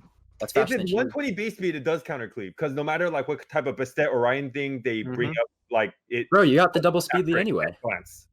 Dude, you got Gianna Nephthys, or you got Han Nephthys. Yeah, the Han Han, Nephthys is your double speed lead. She doesn't have to have the speed that like Shirun. She's already faster than Shirun. Very true. Speaking of Han, I got a Han recently. How the turn? So there you go. You got Gianna plus Dark Chun Li. Wait, you got a Han? I know how to play Summoner's War. Thank you. Okay. Wait, I got Han on the 18th. I think she's cool. If you get one, that'd be sick. Ryujin, you picked up Han? I didn't know you got a Han. Wait, the 18th. was that so random? What? Yeah. You summoned a Han? Yeah, I saw the Han. I had one scroll. It was Oh, yeah. so I was I was Nice. I was 45 out of That's 50 insane. that day, and I was like, yeah, I'm just gonna go through the shop, see if I can find one, and then Ryu's luck is nuts. on. That's It's crazy. We both share Artemil and Han. Like, what a coincidence. And Zerath. And Zerat, yeah. Well, I mean, you share LD Nat 5s with everybody because you have almost everything, Thompson. What the fuck? Incorrect. That's not true. It's pretty true though. And, and by the way, I resaw like SWC a little bit, and then they call me like what was it? LD Daddy or something? Father of LD. Yeah. The father of LD5 was your fact. That's your You've fact. officially become a meme. Why? What is that? I never signed off that they could call me Hey, that. bro, embrace it. It's I good. think Freedom to choose what I wanted to say. Bro, those were the think it's funniest. What, As you I want to was be watching- Ryu's the mother of dragons. You can be Dude, like the do I father of have a LDs. choice? yeah. So I'm thinking like I think in global, in terms of like the SWE competitors, you probably have the most LDs. I want to And be obviously the Asias. I want to be Thompson, a small town boy in a big time world. That's what I want. All right. Okay, dude. That's why they don't let you choose your fun fact. Okay, they don't let you choose your fun fact, bro. All right, you know what? Let's go ahead and swap to that. I mean, we talked a lot about the Street Fighter units. I'm curious to see as more of them get tested, right, and more people summon them. We'll talk about it maybe next week. Maybe we'll get some insight in some of the ones that you guys have gotten or tested moving forward. Let's go ahead and go to topic number 3, which is let's talk SWC. Yeah, I gotta say that the fun facts that they put under each person's name, like all the various players, was probably some of the best stuff, dude. Yeah, some of the best stuff. Can you not say that, Brian? Yeah, I don't agree what with was mine? I didn't look at it. I didn't even see Thompson's. I have to look at Thompson's. No, don't look at it. No. Stop. Brian told me that's like you can't. Yeah, I have to like, see it. What was Topa's? Does anybody remember? I just remember like Faint's one was like the unluckiest guy or some shit like that because like he was so unlucky last year. I was like, what the? Oh, wait, did it say lost to tree? No, it did. Wait, what? No. Okay, I was like, wait a minute. Freaking B. Wait, did it? Nice. I think so. Wait, what does Topa say? Yeah, it legit said lost to tree. Really? Bro, Dude, that's not nice. What the hell? It was a choice. Bro, especially the way that match panned out. That match was also kind of bullshit, if I remember correctly. So, Yes. Is it really not nice if it's true? I mean, yeah, it's true. Yeah. I don't know. I still feel bad for that match, dude. It's You had it's the worst possible RNG aligned together for it It's to like be saying, winnable. is water clear? That's not mad. That's not mean. You mean more like water wet? Yeah. I mean, water's Anyway. pretty clear. But yeah, I think what is it? Fate Mems was actually people said the icon of bad luck. I think that might have actually been the actual wording. Icon of bad luck. Like, oh my god, dude. Yeah. So good. All right, so what about the matches though? Obviously we have two SWC losers. I mean, two SWC contenders that were a part of the. You guys played well. You guys played well. Let's just talk someone about. had to say it. Someone had to say it. But let's just talk about how many of the powerhouses are in this weekend, which we're gonna stream by the way. This weekend's loser bracket. Let's talk about this weekend's matches as well, man. Like, were you guys nervous? Like, let's talk the Thompson and Topa. Were you nervous? Like, how'd you feel? What'd you think of your matches? And what do you think of the tournament so far? Of how it's been going? Man, it's tough playing in a tournament. Like, I made so many misplays. I'll be the first to admit it. Looking forward to loser bracket though, to redeem myself for sure. 4 people make it through, right? 4 people make it through. Good luck, right? man. Thank you. I hope that you can Who's do your it. first opponent? I don't remember. It's Thomas C, and the winner of that fight's Dreams Joseph. Wow, You got What's Thompson's I believe first in you. fight? Thompson doesn't know because he It's won gonna be one a game. winner, bro. All right. Okay. And Topa's gonna be a winner. Both my boys will be in SWC Americas Cup. Thank No, you I very believe in much. you, Topa. Thank you Topa, for all got your this. questions and comments. You could direct the rest of them my way. So My is boys there? will There's both be 4 in winners, right? America's Cup. It's 8 losers in that bracket, but 4 make it, right? So you just have to win It's round 12. 1. Oh, It's 12 people. because There's, only 2 made it so far. So 12, but it's only 4 4 that make make it. it. Oh, 4 come out of the loser bracket. damn. Okay, I see. So you I guess some people get a bye then, depending if they won their first match then, right? Yep, exactly. The I see. winners of the first match that lost the second match get a bye. So the absolute losers have to win 2, and the second losers only have to win 1 to like pretty much make it, basically. Yep. Yes. Is it still double elimination in the losers bracket, or is that it? Well, that's the double. You lost 1, so your loser bracket is the second one. Imagine that. Oh, I'm the loser, so I play in the loser. No, I'm just bracket confused because they bracket. yeah. Okay. It's even worse. Yeah. No, it's double elimination. I don't know if triple elimination is too common. You don't have that happen too often. Yeah. Let's do a quad elimination. You just Thompson, who do you play? Loser bracket. This is like never stop the tournament, you know. Hey man, for Summoner's War, sometimes you need quad elimination just with the kind of shit that could go on. So hey, it's a part of the game, man. Look at Fate Man, bro. He's still you know, trying his best. Trying his best, dude. It's so sad. I want him to get through finally. Yeah. Wait, hello. He had to play against me. Thompson was the yeah, let's talk about it. Okay, I'm gonna retract. Thank you. You guys got it. Well, I'm not gonna pick. He has to play you again. I want to see Fate Memory get through too, and it kind of sucked that I had to play him first. You know, I'd rather play. Yeah. No. That did not suck. That did not suck. I enjoyed that. That was like the highlight match, dude. It was a fun match to watch. It was a good match, dude. Those are always fun. Yeah. I'll be rooting for good matches. I'm just a tool. I'm just your entertainment now. Yes. No, it's a compliment. Oh, thank you. Just kidding. No pressure, guys. Try to relax this week. Don't put too much how do you think you did though, Thompson? Like I feel you played weird, but I'll tell you this. Yeah. I'll tell you this. It was so like playing Fate Memory, I have to draft one way and I have to play a style. And I didn't know. I didn't ask too many questions. My fault, but I didn't know I had to play Heaves after. And Heaves is like a different style because like let's just say the second one I lost, I first picked Sierra Barbara, which is something towards Faint Memory that I was more used to because Faint Memory is at a speed above Heaves. But then playing Heaves, like I obviously should have picked like Vanessa Ganymede, right? But then I messed up because I was used to playing Faint Memory. So he took game 2. Game 3, I like my draft, but I played it wrong because I could have just Vigor, skill 3, and then Han skill 3 and killed Josephine. So just a lot of misplays, and I'll play better this weekend. Yeah, it happens, dude. Don't beat yourself up over it. Yeah. No, I'm not. Yeah, it's fine. It's just a game for me. I love the process now because I'm beginning to love this game all over again. You know, it was fun to watch. I'll say that. I want to see Thompson in the loser bracket. Do you think it was? No, just joke. Because we're talking about the triple and the quad brackets. Okay. You just keep them. Yeah, so we can see more Thompson, you know, then. More Thompson. You're fighting. You're the small town boy fighting all the big name people. I'm just he had the most games last year, you know. But good luck, guys. Yeah, your matches. I feel like you were trying to play towards your opponent, which I guess is smart, but it just felt weird, man. The way you were drafting and playing, like when I was watching and we were commentating over you, I was like, you're just playing really weird. Where like you're trying to play towards your opponent, but it kind of like messed you up. I don't know if you just play your normal draft, man. I think you would just do better, honestly. Actually, like Thompson it's the right idea though. Like it's not wrong, but like Thompson I said, know what you mean. I don't know if it's a communication issue, whatever it is, but like we didn't, I didn't know either, and I don't know if Topa knew, but like if they would end up doing 2 fights in one day, I thought it was just if you win, that's it, you're done. You know what I mean? So he did only prep for one person because obviously we helped prep. We always prep together. So like I said, it's not an excuse on why he lost. There was things he could have did in the game to still obviously come out on top that he didn't do. But not knowing and not be able to prep for a second opponent is a little bit of a downfall. You know what I mean? To your and we all know my second opponent did prep for me. We all know that when the first round when he had no will. Yes, he magically picked a team with no will when he didn't pre-ban Gianna. He didn't pre-ban Gianna the first game. Had a team full no will. But he lost that one anyway. But Light Monkey came in and swept it. It was a tough draft. It was cool to see that unit doesn't get picked much.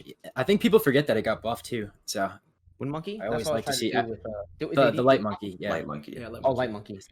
Yeah, it's nice to see it get used a little bit. It's fun.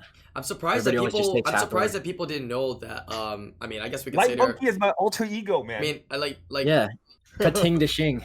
I don't want to spoil it. I don't think I'm spoiling your runes, but I mean, obviously, when you watch a match, you can tell that Light Monkey was really fast, right? So on Swift, I'm surprised people didn't know that because like you know, oftentimes you use Light Monkey on like your streams, and I've seen it all the time, and the runes for it have kind of been the same for a while. So for him to draft that way and not expect that, and you know, you be able to just Light Monkey King turn 1 was kind of like, wait a minute, like what the heck? I know, man. Sometimes playing against like double AoE strip is so hard because you're like, if you don't draft correctly, you either have to go like all in for turn 1, or you kind of have to play like, okay, some turn 1, and then you got to play a little bit of turn 2, because if you play all in turn 1 and then they are able to completely shut you down, there's no coming back without any sustain. So your mind's all over the place.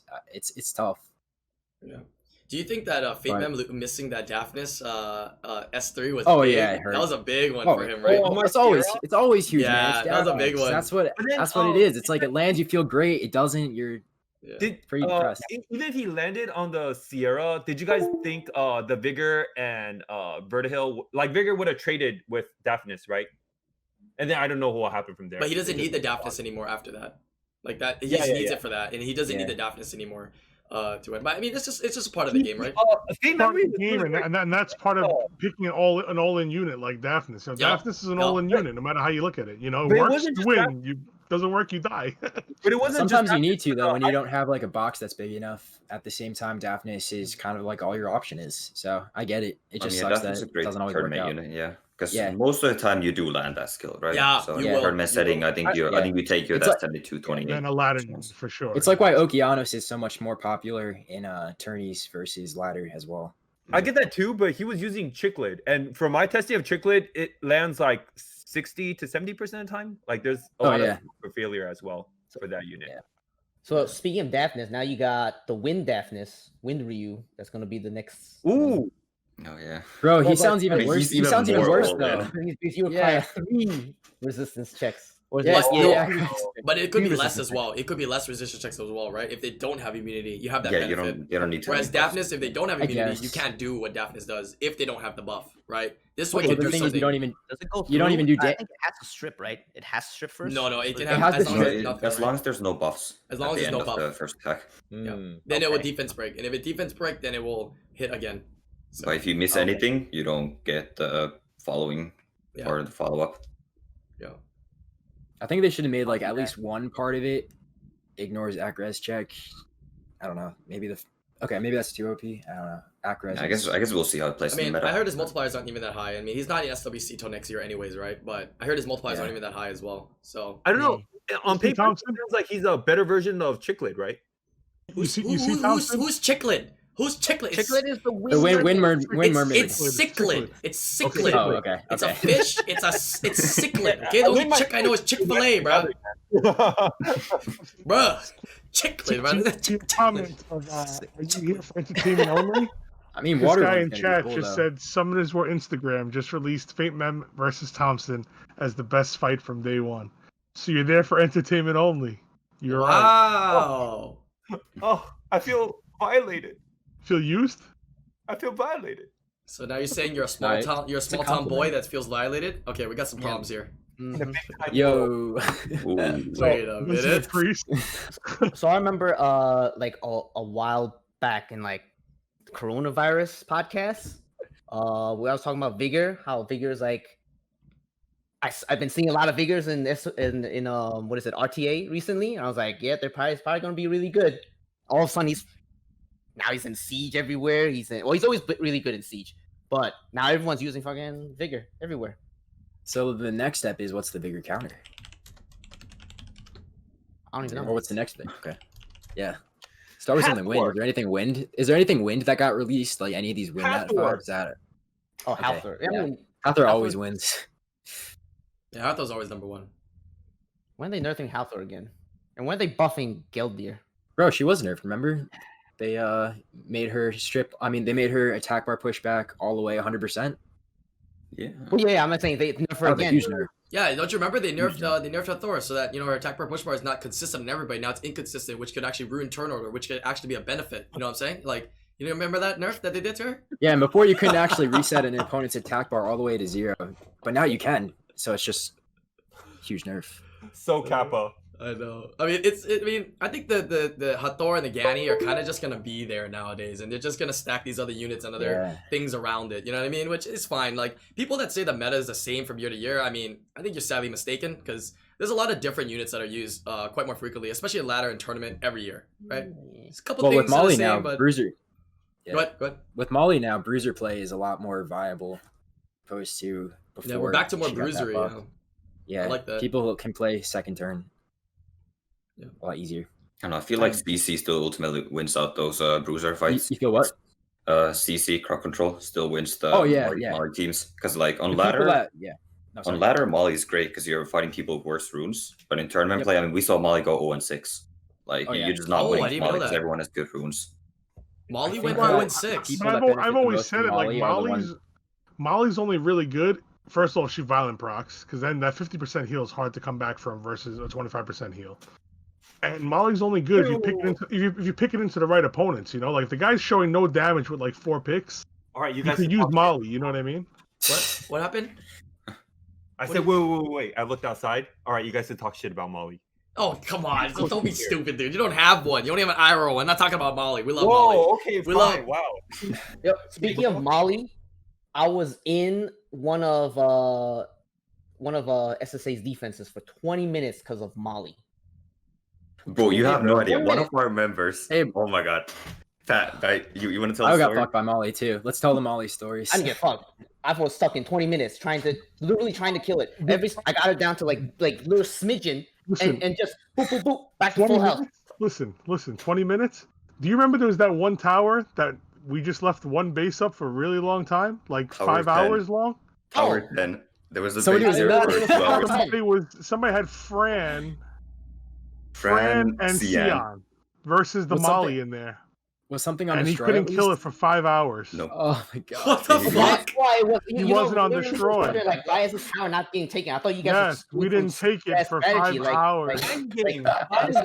This is like a crucial tower you guys should be taking. It was like, this is up right for in the fucking middle. That definitely happened on both our ends, though. It would have kept us in a longer bonus. We were like, I was standing there talking to everyone. I'm like, they have to take this. Why are they not taking it? So then I started thinking like, you guys are doing some weird convoluted plan. Yeah, that's what we were saying. Like, Malicious must think we're doing some kind of like Jedi fucking mind trick, like some next level strat. That's what we're doing. It's in the middle of the map. There's one base left, and it's 5 hours long. 5 hours. Literally, that's what happened because we were like, left it for 5 hours. So the way we do things is like we counter to whatever thinking like what strategy you guys are doing. So we're looking at things. So we know you're gonna take this tower. We know you're gonna take this tower. This is the most strategic things to take. But then sometimes you guys don't do that, and then I'm like, they're doing something else. It's like, yeah, because you can't. They can't. They're not attacking it. There's one defense. You have to take it. So I'm like, he actually stayed in there for 5 hours, and then finally he tried for all 5 hours. He was talking to us the entire time. Yep. The entire time. He's like, motherfucker. He's like, it's 1% again, and fucking Molly just procced. Molly shielded and procced. It was 5 hours, and then like finally we had somebody just go in and take it. Like, but literally, the guy in there, I bet you he's playing Destroy for 5 hours. Next time. He's like, fuck this. He's like, I'm not leaving. I'm beating them. He goes, leave me alone unless you really need the tower. So we really left him alone. He spent 5 hours in there. I bet he's playing Destroy. That's dedication, though, bro. That's dedication. So I took 20 minutes, and I was losing my fucking mind with Molly. It was just like, every 2 procs, he's back to full health. And I'm like, this is so ridiculous. 20 minutes. Like, yo, forget it, bro. 5 hours he was in there. Hours. How what defensive it was, too. Crazy. All right, I changed the topic to open discussion, so we got a little time left. Bring up whatever it is that we talked about today that you want to, reiterate. If you want to talk more about Siege, so be it. If you want to talk more about SWC qualifiers, which I'm excited for this weekend, feel free to do so as well. How do you guys? I was gonna ask a question. Go ahead, Andrew. No, sorry, Rai, were you gonna say something? No. I was just reading chat. Just someone said something funny. Okay. I was gonna say, what do you guys feel about the format being all online? Do you think it changes like how you're planning for the matches, or is it beneficial or negatively impacting you? It's beneficial if you have stage fright, because I can tell you for one that when you're on stage, bro, you get fucking nervous. Guarantee you. I don't care who you are. You get like nothing gets me nervous. Nothing bothers me. When I first went on stage for the GVG, bro, I thought I was gonna die on the stage. The whole time during pick ban, I'm like, yo, just don't have a heart attack. Yeah. Whatever you do, don't die on this stage. You could die 5 minutes now. Don't die right here in front of everybody. You know what I'm saying? I feel my heart was like pounding out of my chest, you know? Should have saw his video. For no reason. For no reason, right? I'm not nervous. Look at Pat, how he talks right now. I'm not actually nervous, but like my body is like fucking nervous. You know what I mean? I'm actually not nervous, you know? You gotta realize, you gotta remember, like, you win, you lose, you lose. You gotta remember to like untense the shoulders and your jaws clenched. Yeah. It's like but the fucking heart, bro. How do you untense the heart? You know, the heart we was were like playing, You know how you untense the heart? By dying. What the fuck? Guild vs. Guild. Me and Patrick was playing Guild vs. Guild versus Shadow Var at that time, and I was on stage and I was like, I needed like Hathor, and then Patrick was like, just give me Hathor. So I was on stage. I was like, Patrick, can I get Hathor? Patrick's like, sure, but I'm gonna lose. I'm like, whatever. So he went on stage next after me, and he had nothing to pick. So he picked like Vanessa Tiana, and then he ended up winning that round. It was pretty crazy, and he was so nervous. Yeah, man. Don't worry. I'm going to save you Gani Hathor. Don't worry. I'm going to save you Gani Hathor. You're going to use Gani Hathor. I said, okay. As soon as he gets on stage, he's like, Patrick, I really need Hathor. Can I have it? And I was like, great. Yeah. I had no time to replan, reroute, nothing. But yeah. I could see the opposite effect too. Like it depends if you're like more introverted or extroverted. Yes. But I don't know. If you feel energized by the crowd too, that also is a huge factor. No, you're right. Sometimes you kind of feel like if the silence is deafening. And you have the voices in your head. I guess it depends if you have more fans or not than your opponent too. You know, it's like a home or away game at a sporting event. At least they give you the big. But like, imagine if you're the enemy. You know what I mean? Like, yo, you definitely want to be home in your underwear instead. You know, like. Yeah. Hey, just go on stage in underwear. I mean, like, you're speaking of like 2018 SWC. I had a lot of fun being on stage. No, it was fun though. It was a lot of fun. I agree. Yeah. Which guild were you in? Some people don't. It was APOC. He was in Apocalypse. Do you think that affects? So, like, going back to the question, though, do you think that's gonna affect you guys this weekend? Do you feel like it's been easier to play than Thompson and Topa because like it's been online? Does it feel easier, or what? No, that didn't feel any easier, to be honest. Same. Yeah, I definitely wouldn't expect it to be easier, but really, I guess. Yeah. Also, I guess I'm not as motivated to do well in SWC because there's no offline event. I don't know. I really look forward to the offline event last year. You know what? Getting to meet everyone and whatnot. So. I'm gonna ask something controversial as well. Did they tell you guys any rules of what you needed to do when you're playing these online tournaments? Like, hey, you can't talk with anybody. Hey, you can't do this. You can't do that. Did they say that or did they not? I'm just curious. What that is, I honestly think that because we know. I wasn't gonna bring it up, you know. I mean, but now that you brought it up, I'm just curious, right? Because even all the Asian players, let's be real, they're sitting at some kind of cafe with like 100 people and their friends, like doing the RTA right online for like that tournament for like Japan. Like, let's be real, right? We know what happens, but I'm curious, is that a rule? Or if you have like a more skilled friend, you know what I mean, like that could be playing for you. You know what I mean? Okay, that's a little bit of a stretch, but I mean, you know, I think that happens. Or if not, your more skilled friend is standing right behind you. They're not pressing the buttons for you. Do you think that they should require like your video camera on when you're playing? I thought they would, but they obviously didn't do it. That's what they do for like all the esports now, right? Like CS:GO and stuff, just so you can see them. No, and I hope so. You turn off the camera as well. When you're in the cup, you got to be on camera. So is it the Americas Cup, Ken Baller, or are you talking about the qualifiers? You guys have to be on camera. Were you guys on camera? Like, or what? No, we were on camera. We just weren't in a Discord call with like the administrator. Oh, so you guys were in a call with them though? Yeah. We're in a call. All the competitors are in a Discord call, yeah. Oh, yeah, okay. We had to be in the Discord call for like the entirety of the tournament. Gotcha. Okay. I guess someone could be IRL just standing behind you and they wouldn't know at all. So technically, yeah, because it's online, right? But I think for most of you guys, that's probably not the case. Most likely. Just curious, because as we know, the real tournaments and the actual cups, you're actually at the location, right? So it's a little bit different. Like we talked about the pros and cons of stage fright and whatnot. So okay, so Thompson and Topa, do you prefer on stage or do you prefer off stage? I'm assuming it's off stage, but I'm curious. I think I'm same as Topa. We both prefer the interaction with people and online, like just the offline events. Topa's I like the offline event. No, I like the offline event. Yeah. Playing is about the same, but then just the event that comes along with the tournament offline, it's definitely a lot more fun that way. Okay. Fair enough. I guess the point I was just gonna ask is, or not ask, just with regards to like, this was just something that came to mind. Like with regards to the Street Fighter update, just if anybody's like around our age, like college students or younger, just be wary about it's a lot of money and it's a short period of time. Just be careful. Don't spend responsibly, especially during these times. What? Nah, what you talking about, bro? You know what I'm talking about, bro. If you guys buy packs of sodas, bro, make sure you type in code IslandGrown, baby. Yeah, you can enter it in the bottom, bottom left. Yeah, code IslandGrown, bro. Yeah, gives you 100 extra crystals per pack that you buy. Yeah, buy them all, baby. Gotta buy them all. Fuck. Nah, I'm for working for the company because I'm always promoting swiping.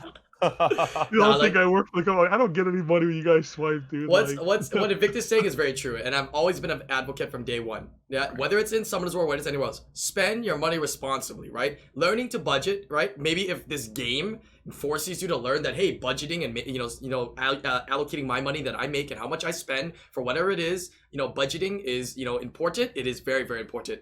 Right, so if it gets you starting to do that, please do it. Right, you can set aside like every month. Like if I make this much money, be like, okay, I got $200 extra. So that's my extra money. So if I buy Summoners War packs, I don't feel bad. Or B, if I go to the store and treat myself to buy a nice bottle of wine or whatnot, I don't feel bad. Right, that's my allocated amount. Make sure you guys do that. It's very, very important. Right, I know you guys want these units, you want to do summons, but spend wisely. And one thing always remember: spending doesn't guarantee you're gonna have more fun. Okay? Nah. Especially if it's a pack that's centered around especially if it's a pack that's centered around like summons. Summons had like the biggest potential to not give any kind of payoff. And $800 if you're gonna go like all in is a lot of money to spend without much of a payoff. So just especially during right now where we're like on the verge of like a recession, just be diligent. Exactly. If you want to spend your money responsibly, put it in Nilo stocks. Shit. It's going up. Okay, Mr. Nightly Gaming. The fuck, bro? What the hell? What you say? You put it in what? Nilo is gonna be the new Tesla. The best way. I decided a long time ago. On a vacation that the best way to decide if you're gonna spend money on packs or not is to take whatever you're gonna spend on the packs, go to the roulette wheel, put it on red or black, and if you hit, you spend it. If you miss, you would have lost it anyway if you spent it on packs. Or you just don't spend it and you have that money. Don't do that if you don't have that. Yeah. Don't gamble in on a cruise ship either. Cruise ships are rigged. Those are confirmed rigged. Don't gamble on cruise ships. Go to the real casino. They're not rigged, but they're allowed to reset the slot machine whenever they want. So like every slot machine in the world has a certain amount of spins before it has to give a jackpot. The ones on the cruise ship can be resetted by law. I didn't mean to get all serious on this. It's just something. It's a good topic. It's a good topic. It's something I think about a lot because it's especially if you're younger and just starting your life, like this game can make you feel sometimes like it's even when you're older and you're ready for retirement, like me. Don't waste your money on the game. Bro, you're not that old. Relax, bro. Addiction's scary, and it is addiction. So sometimes. I do think like the Comptos did pretty good job because like even if you summon the units, you can't use it for like at the very least it's not in SWC. I'm happy about that. You know what's awesome? It's more the limited time thing. Just be wary that there is still the rates that apply. It's nice they give us so much free stuff too. Did you see all the stuff they get for like events? And this is just a start. I think there's gonna be like multiple events for more Street Fighter Scrolls. So you get a nice amount. Yeah, you get a pretty nice amount, which I really like. One thing I want to add to that. No matter what the event is, though, guys, like Invictus is saying, and IslandGrown is saying, just be very smart with your money, guys. Like, believe me, I spend a lot. A lot of guys spend a lot, but I can promise you that whatever I spend does not, put a dent in my family's well-being. You know what I mean? I take care of everything first. This is all extra. I would never go like, oh, hey, Kelly, you want to reuse some diapers? Because I have to buy a pack. The fuck? You know what I mean? Like, it'll never happen. Like that's just the way it is. Just be smart, guys. Family first. Your life first. Wait. Which family? Which family? Game, The Ira family or the M Bison family? There's a difference, right? Yeah. M Bison fam. God. I want to go back to the topic of responsibility, right? Yeah, go ahead. After it was funny. I was after the tournament. I was a little stressed out, so I got pretty high, and then that kind of responsibility. Okay, go ahead. So in the middle of the night, I remember like I had my iPad out. All of a sudden, I'm like why is this RTA match playing? I thought it was watching a replay of myself, because then the things were just getting automatically picked. I didn't realize I was in a real match, and I'm like. And then at the very end, I'm like, "Is this a real match?" I'm trying to like click around, and then it automatically picked the my skill lead, And then I was like, oh yeah, it is a replay. Go into the game, nothing's happening. And I realized I'm in a real match. I lost that one. I got mad. I was like, oh my fucking god, how do I lose more points? And I decided to play 4 more matches. Lost that because I was not functioning. Yeah, kids, don't take drugs, okay? Kids, don't take drugs. Don't take drugs. Don't take drugs. Don't take drugs, kids. One thing I wanted to add.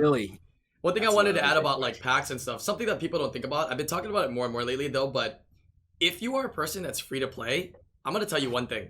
If you're thinking about being free to play and you are free to play, or if you are free to play, you will always have something that pay to win players cannot get.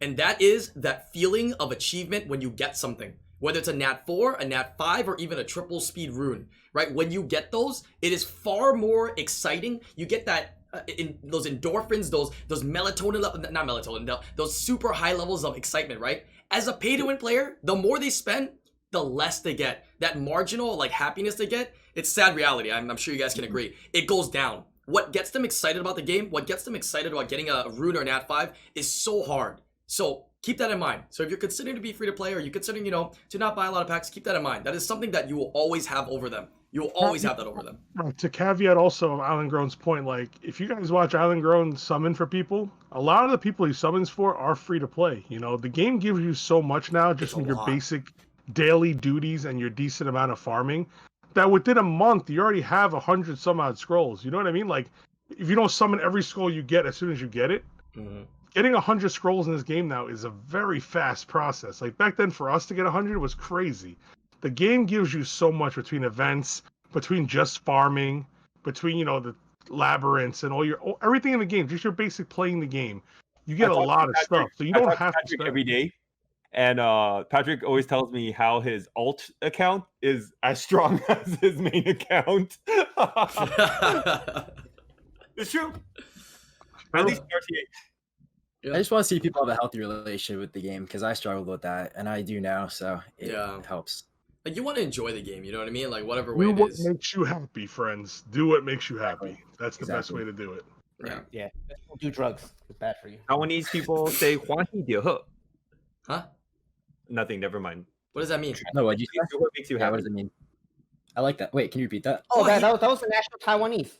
Yeah. What is that? Huahi de he. Did I say it right? What do you say? Yeah. Wait, that was close, huh? That was actually pretty close. Hey, I'm Chinese. You didn't know that? Huahi de he. What does that mean? What? What does it mean, though? Just speaking Korean. Yeah. Huh? Nothing. Wait, what'd you say, Thompson? What does it mean? I don't know the translation. As long as you're happy. Okay. I like it. I like that. The only Taiwanese word I know is Japon. Oh, eat. Yeah. Eat right. Important thing, eat, bro. That's all you gotta know. You go somewhere, you get stuck, eat. That's it. If you die, at least you die full. Fuck it. Yeah, the only Chinese word I know is Du Lei Lo Mo, means Happy New Year's, right? Happy New Year. Make sure you say to every Chinese person, every Cantonese person you see. Okay. Speaking of that's what my friend said too. I would play Summoner's War so much, I forget to eat for like the whole day. That's not being responsible. Yeah, that's unhealthy. Yeah, I'm pretty hungry right now. My dinner's downstairs. This is not responsible. What's for dinner, guys? I haven't eaten yet. Lobster salads for dinner. Oh, fuck. That sounds amazing. Chicken breast and broccoli. See this Chicken guy down there? steamed rice for Thompson. Cardboard folded on top of cardboard. Yes. Cardboard on top of rice shaped cardboard. Sauce. It's chicken shaped. It's chicken shaped cardboard on top of rice shaped cardboard. Oh my god! Inside of a cardboard plate. Thompson, what is your typical dinner? I'm curious. Breakfast, lunch, and dinner is steamed chicken and fucking brown rice, bro. You never have like pan-fried chicken or like grilled chicken? Like no, he does. Huh? How do you season it? I don't care about taste. You don't care about taste? You don't. What do you put? Really? Yeah. What about like seasoning? You could just recycle your food, then, if that's the case. Sometimes I like seasoning. I made this new seasoning. Salt. It's like oh, it's air! It's fucking air! Oh my god, it's air! Holy shit, dude! It's air seasoning. Oh my god, that's nuts. I heard about that. Holy shit! Oh, yeah, it's really good. Secret sauce. Yeah. Oh man. All right, any last things you guys want to bring up here? We had a pretty good podcast today. It's so funny. Thompson discovered salt. I know it's not good for your liver. The timing was good on that, Billy. You got a quick wit, sir. Imagine being Chinese and not knowing MSG. What the? Bruh. Speaking of which, MSG is not bad for you. It's been made up by the American history. It's not bad for you. It makes you thirsty though. Makes you thirsty like a motherfucker. Salt makes you thirsty. Just like Vietnamese fish sauce makes you thirsty as a motherfucker. What the fuck are you talking about, man? That stuff is good. You drink that like water, yeah, bro. it's very good, but it makes you very thirsty. No, it does not. Good. When you drink fish sauce, you want more fish sauce. Let's be real. Yes, you're right. You ever eaten powdered stuff? That makes you thirsty. Anything in a powdered form makes you thirsty. What? Don't do drugs, kids. Don't do drugs. I'm fucking with you, dude. Podcast, bro. Dude, I love these. Hey, I didn't say which one. It's open discussion. Well, you said the powdered one, bro. Dude, those powdered donuts, though. Oh my god, dude. I said powdered anything. I'm saying like, have you ever done that stupid powder challenge that like? Oh, the cinnamon one. Yeah. Cinnamon. That's not true. Not all powders make you thirsty. It dries up your mouth. Yeah, it makes you thirsty. Yeah. What kind of powder does it make you thirsty? Tell me now. Flour in your mouth. Stuff flour in your mouth and tell me you're not thirsty. What kind of powder don't make you thirsty? Flour? There's a lot of powder that doesn't make you thirsty. Like what? So you're saying you can eat a spoon of cinnamon right now, Thompson? Because I eat it every morning. I'll what? Think what I eat what? This motherfucker eating cinnamon, bro. How about a spoonful? Dude, this is the part of this podcast. Wait, is he going to get cinnamon? Is he going to get cinnamon? Dude, I hope he doesn't do that, dude. There's no way he could do that. He's gonna die. Like no, everybody. It's like his proteins and shit. I've been to the vitamin store with him before. Oh really? Yeah, he's a weird person, bro. Like chicken's exciting in his diet. Beetroot powder? The fuck they make that? What's the benefit of beetroot? And also, you can look it up. Athletic greens. If you guys want to try it, it's pretty good. Yeah. Let me try a spoon right now. You eat the powder? You eat that powder? Just straight in your mouth? Yeah, every morning. Well, when you drink water or something, you down it with water. You down it with liquid. It doesn't matter. I just put it in my mouth now. You just Is that okay? That looks like wet powder. Does not sound enjoyable. I want to see. Let me see. Show the camera. I want to see it. That's wet powder. It says powder over here. Jesus. What is the benefit of beetroot, Thompson? Look it up. He doesn't even fucking know. They sold him, man. When he went to the store, they just told him it's good, and he bought it. You look like Thompson after you eat it, bro. You get a man bun from drinking beetroot powder. You could just Google it. What's the reason why you?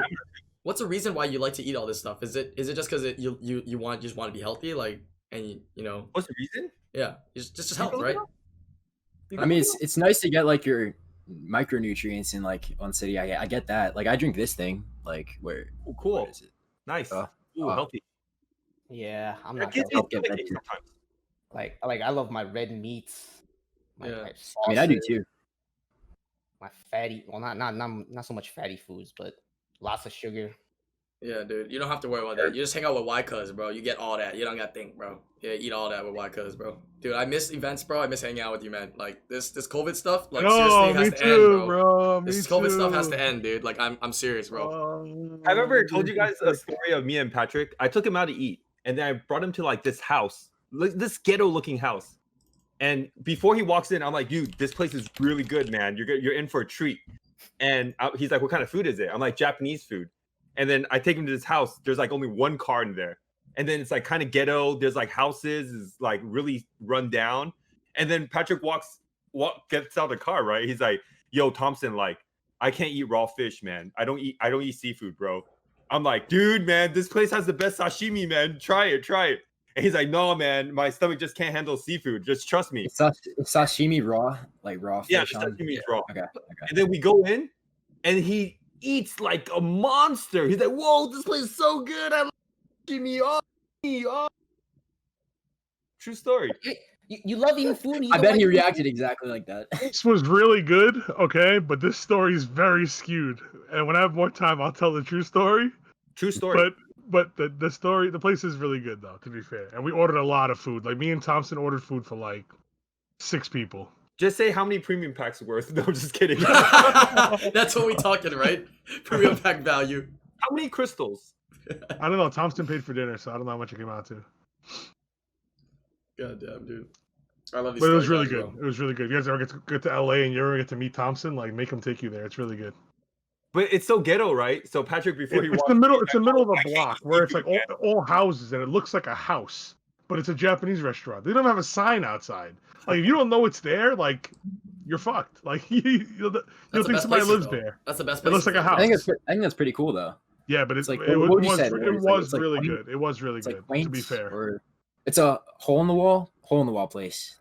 This guy lied to me though. He's like, yo, I don't eat seafood, man. I never eat seafood in my life. This raw kind of stuff, I don't do it, man. Because he didn't trust the place. This is such a skewed story, bro. Next time on podcast, I'll tell the true story. Man. You lied. Remind me. I'll tell the true story. I was stuffing his face with oysters. Of course, he eats raw seafood. I know. He just lied to I me. eat raw oysters and clams. I don't not eat raw fish. Okay, I just don't like it. I rather eat cooked sushi. That's my preference. Why? Cause he eats good, man. Like that's the one thing I'll always advocate and say. He always eats good, bro. I still remember the time like we were trying to figure out where to eat. I forgot where Orlando or where we were, man. He calls up this place. He's like, oh, this place looks kind of good. It's like a buffet place. Let's call it up. Calls up the place. Asks him, oh, you guys have space, for this amount of people? Like, how much is it per person? They legit told him $10 a person. He hung up.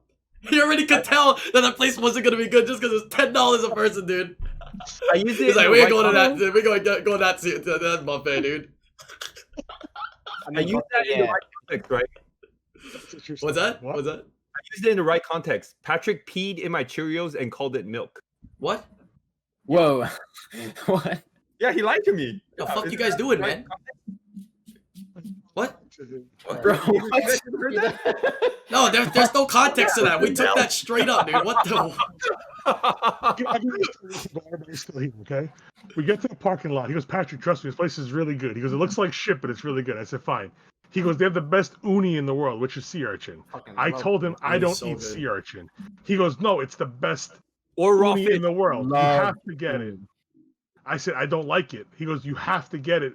It's the best. So we get inside. He does all the ordering. As Thompson likes to order all the food when he takes you somewhere. He orders everything. It's already too much food, right? Like there's fucking food for like this podcast on the table already. Did you say too much food, bro? Yeah. And then in the middle of dinner, he goes, Patrick, they have the best uni. You have to get it. I was like, okay. I said, Thompson, I don't like it. He orders 2 uni hand rolls. I take a bite and I try it because he ordered it. And that's it. That's the story. That's a simple story. No, you say you don't eat raw food, man. You don't. Wait, I didn't know you don't eat raw food. You don't eat raw food? I thought you do. I eat raw. He eats raw clams and oysters. I've seen him. I prefer cooked sushi over raw sushi, but I don't not eat it. Like I've eaten a fish I just cut him in half and ate him right on the boat. You know what I mean? I'm not scared to eat raw fish. Oh, you the kind of guy. Wait, you changed my perspective, bro. You the California roll guy, huh? You the fucking cucumber roll guy. That's shit. All right. I don't like wasabi. I know. Right? Okay, I judge you, bro. Wasabi. So like, I don't really eat raw fish. Like, I don't not eat it. I just prefer cooked ones better. That's all. Yo, Thompson, you ever been to that uni place in Torrance? Yeah. It's called like Uni House or something. It's not that good. Yeah. You don't like it? No.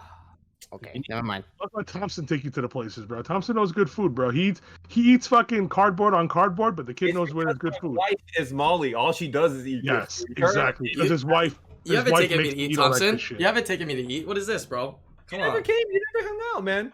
I recommended Roman Fury. I don't know if you guys know him, but I recommended Roman Fury, this one Korean barbecue place. Every time he comes to Southern California, they know.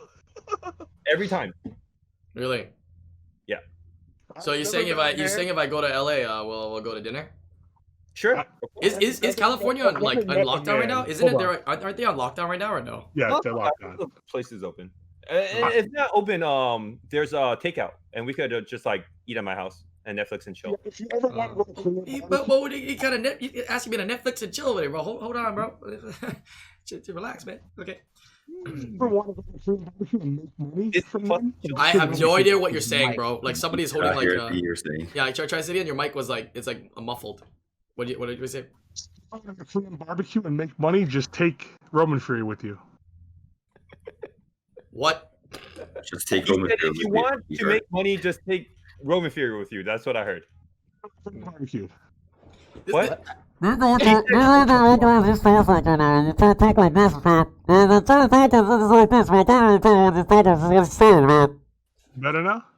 Yeah, it's better now. If you want to make money at a Korean barbecue, just take Roman Fury with you. Oh, there we go. Now I got you. I've never seen somebody eat that much beef, dude. I forget about Roman, man. He stops by from time to time. right, anyways, solid podcast today. Thank you guys. Got a lot of stuff, out. Some controversial stuff for the Siege, right? Opening that up a little bit more about Leumas and everything. We'll see how that moves forward. If we get any more information on that in the future, we can talk about it, right? And if we hear, hopefully, Leumas continues to play the game, we'll let you guys know as well. As well as talking about the units. We'll see how people, continue to summon them, more tests on them. I'll probably be doing more test videos as well. And last but not least, talking about SWC and random story stuff. So a lot of things that we covered here. Thank you guys for taking the time to join in today. Again, we're going to put the links to all their Twitch channels down below. Make sure you guys hit that like. You're subscribed to the channel because a lot of you guys aren't subscribed. And of course, leave those comments, baby. We love those comments. Like, I'm like, there's some people who don't even watch the podcast, bro. They literally tune into the video just to read the goddamn comments, dude. And like I said, Come To Us reads them. And so make sure you guys put a lot of great comments and suggestions down there. Let me get some hashtag Lucky Pat, in the comment section below. That'd be great. Lucky Pat! Thank you guys. Thank you guys. Thank you. Hashtag blessed. Blessed Pat. Hashtag blessed. Hashtag Lucky Pat. Hashtag LD Father Thompson.